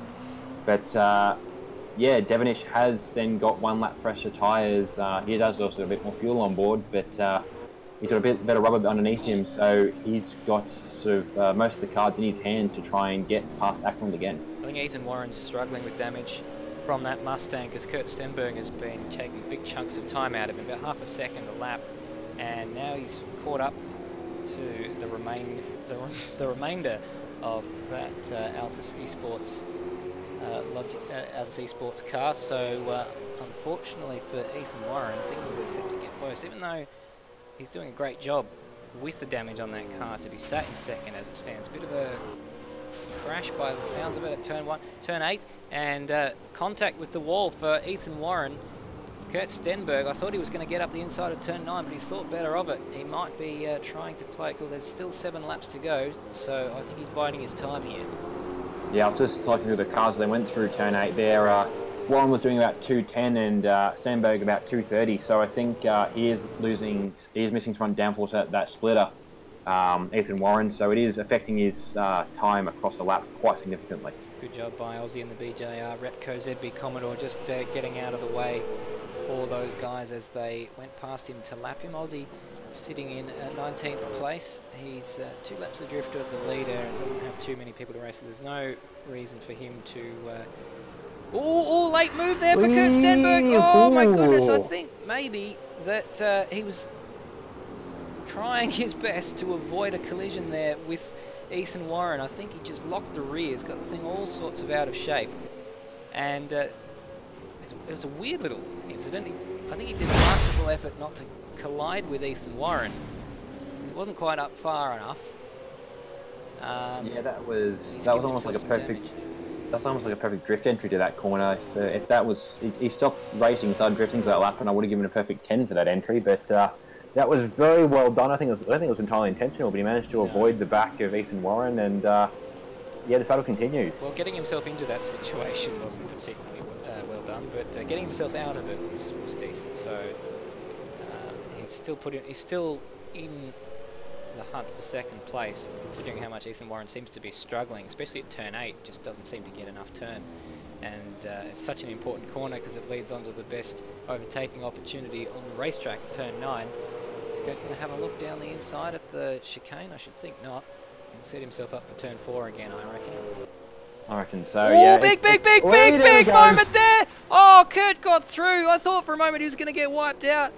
Ethan was pushing hard. Oh, Emery nearly took him out too. Oh no! Oh my God! I nearly saw both Falcons go head on. Dane Warren was within a second of hitting him, and Ethan just hit escape just in time. But that was nearly a 200 km/h plus head-on collision between the two leading Alsace Esport Falcons. Sorry, no, Mustangs. That was a big collision, and unfortunately, that has put Ethan Warren out of the race. It has, yeah. He was... Oh, goodness gracious me. I missed that, but it must have been something good. Yeah, just catching the replay, sorry, of the incident that you were talking about. So that was the end of Ethan Warren's race, and it was very, very nearly the end of his teammate's race. I think that was Dane going through. That was Dane that came through, yeah. It was so close. I was sitting on board, and I saw Emery come sliding in, very nearly hit him, and then Dane came and it just had it looked like he had nowhere to go, just deer in the headlights, and it was so close to being a big accident. But yeah, back into the racing, it now means that Trans-Tasman Racing holds 2nd and 3rd on the podium. So Osrob and Corey Preston having a bit of a battle there. Or Rob Christo Devonish and Ackland are too, actually. So this is all kicking off. So Corey Preston went for the inside there. Osrob was trying to brake late, just missed his apex and has lost the position to Corey Preston there. Up ahead, the Will Devonish Ackland battle continues, as you were mentioning. Oh, that's a lot of curb there for Dan Ackland. And Will Devonish back through into 7th place. Yeah, he ran that quite wide on the exit. He was actually quite wide a couple of turns earlier and nearly slid it sideways, I think, at one point there as well. But I'd almost say it's only got 1 lap older tyres. But I almost felt something else at play for Dan Ackland, maybe just getting a little hot under the collar, but he's getting very slidey in that Mustang, and it's I think now with a bumper to focus on, he might be able to re-hone the speed, but yeah, that was a very skatey for Ackland.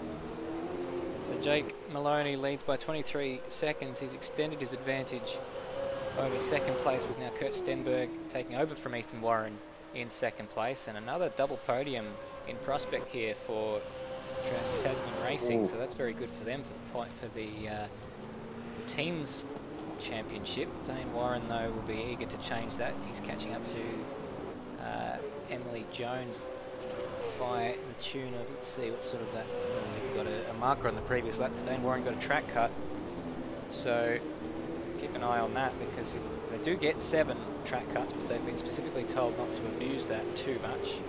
And Emily Jones will be able to see Dane Warren in his mirrors. Yeah, took him a track on this Ackland Devonish battle. He very nearly punted him. He went very deep on the brakes, but didn't actually make moves to go around him. So he very nearly punted him off the track and locked the brakes quite heavily. But just looking at the timing, we've got another driver, Termo, has unfortunately DNF'd as well out of, I think, 21st place. It's been quite an attritional race. It makes it, by my count, we're down another one. Sorry, Todd Parks, the senior sim racing car, is also just DNF'd as well. Where was he sitting? He was sitting in 18th. So 18th place was the position that he was in. Let's see if it's long enough ago for us to catch a replay. Was it turn 8? Oh no, he's just gone straight out to the garage, driving along. So that's a bit of a strange one. Ooh, big dive, massive dive there from Ackland. But he hadn't been able to pull that up. He came from way back on very, very optimistic move there on Devonish. He came flying at the inside, but just couldn't pull it up and was off the outside. But I don't know, there might have been a bit of a, almost gun waving contest trying to get Devonish to he missed his brake marking point by a fair old margin, and Will Devonish was quite happy to just let him go back through. Right through penalty for car 69. Pete Stenberg standing for him. Stenberg, I think just come back out of the pits there, nearly into the path of Ackland, which was very nearly similar to the commotion we saw when the pit stops officially rolled through a couple of laps ago. But he's back through, but he is quite a bit back now on Devonish. I think Ackland's used up his tyres in that last dive, so I think that's possibly the last we see of the Devonish-Ackland battle. Bit of traffic coming up for the battle for third place. Emily Jones trying to hold off Dane Warren. They matched each other through the first sector. The second sector time's just about to come through for us. 31.7 for Emily Jones, and for Dane Warren hasn't come up yet, so he might have got a track cut there. So he might be reaching the limit with his track cuts, and this is going to be very distracting. These lapped cars trying their best to get out of the way. Yeah, so now it's a pretty close fight now for second, third and fourth. It's Kurt Stenberg sitting in second, Emery's just over a second back, and then Warren's just 7/10 off of him. Sorry. He's made a mistake somewhere. He's lapping, on the last lap he was quite a bit slower than Emily Jones, and he was a fair bit more clear than these guys earlier on. So I wonder if he's just backed it off a little bit. He doesn't want to back it off too much, because he'll find himself under threat. Dane Warren could potentially get second here. There is only a lap and a half to go, however. He was at pretty much flat chat through turn 7, so I don't think he's through turn 8. So I don't think he's down on tyre wear at all. I think, I don't know, maybe just a bit of a wiggle somewhere in that previous lap has put him back. But yeah, he is no longer has that second position locked down, and very easily loses it to his teammate or even Dane Warren. So the leader is just going through turn 4 right now. Final lap of the race. 26-second advantage over Kurt Stenberg, so forgive us for focusing on this battle for second, third and fourth. The two TTR drivers and Dane Warren. Yellow flag for something. Hopefully not in the way of these people battling over the podium positions. Yeah, that was. It's been a. I mean, he's only. I think at this point his win is pretty much locked in. It's been a great drive by Jake Maloney in the TDL Esports Falcon. Yeah, it's just unfortunate towards the end that there's no way there to battle him. It means he has missed out a little bit of coverage, but that was a great drive for him. He managed to avoid any incident in the pit stops. A couple of lap cars having some working moments in front of him, but I think he'll clear them with ease. And yeah, I think Jake Maloney's about to lock in his first win of the season. Yep, just a couple more corners now for Jake Maloney. Safety car not used in this second race, and we've seen a great changing of fortune. It's been every bit as exciting as the first race. Probably more so considering we've had more green flag action. But Jake Maloney, race winner in a race 2 at the Adelaide 170. But who is going to round out the podium? It's Kurt Stenberg currently in second place, leading his teammate Emily Jones home. Looks like Dane Warren has come across somewhere. And this is a late move between the two teammates. Emily Jones having a dive down the inside of Kurt Stenberg, but they'll run line astern to the line to round out the podium. That's a pretty good start to their campaign from a team's point of view. But, of course, they didn't get the win they would have probably been hoping for the drivers. Dane Warren finishes 4th, so he collects some points after what's been an eventful night for him. Colin Warwick's going to come home in 5th place ahead of Brodie Steen. They ended up not too big a gap in the end. Will Devonish is going to finish 7th, and he's a long way ahead of Dan Ackland. They managed to put Corey Preston in between there, so maybe Dan Ackland having a mistake somewhere, and it's dropped him down to 9th with Osrob rounding out the top 10. Yeah, Scott Nolan just trying to weed his way through some spinning cars, crashing cars. I don't know if something happened down there at turn 8 with a couple of lap cars. I think he's weeding his way through now to get into 11th. Actually, just thinking that. No, sorry, Scott Nolan was a lap down, I think. So he actually came through for 11th on that last lap there. But yeah, I think he's coming in now. So Nolan actually, everyone but the top 10 cars were a lap down, at least. So they've actually already crossed the line, correct? So Jake Maloney is the race winner. He's leading them in. He had enough fuel, of course, to still do his in lap. The protocol, as dictated by the rules and regs, is for first, second, and third to come into the pit lane and just line up for a photo. Probably forgot about that in the first race, given how much chaos was going on there. But many congratulations to our race winners, Emily Jones and Jake Maloney. Yeah, I think I don't actually have a chance to look at the points, how the points turn out, but I think that's going to be I think that puts Emily Jones in the lead of the championship at the end of this first round with the first and the third. I don't think I can't remember where Maloney finished in the first race, but I think she's got the lead from Adelaide. So that would double podium. That would certainly make sense. Well, so Jake Maloney, of course, they'll probably be tied for it, first and third piece. So that will be, of course, subject to any points, penalties, or anything like that going forward in the days ahead. Keep your eyes out on the Facebook page for all the details of that. See if we can get some drivers coming in for some interviews. It's been a bit of a hectic race. Hopefully some people want to talk to us. It has, yeah. I imagine there'll be some healthy views on the outcomes of that first race, but also yeah, some guys pretty happy with their performance in that second race and some probably a little filthy over some of the shenanigans happened in the pits and around the pit exits as the official pit stops came through. Exactly right. So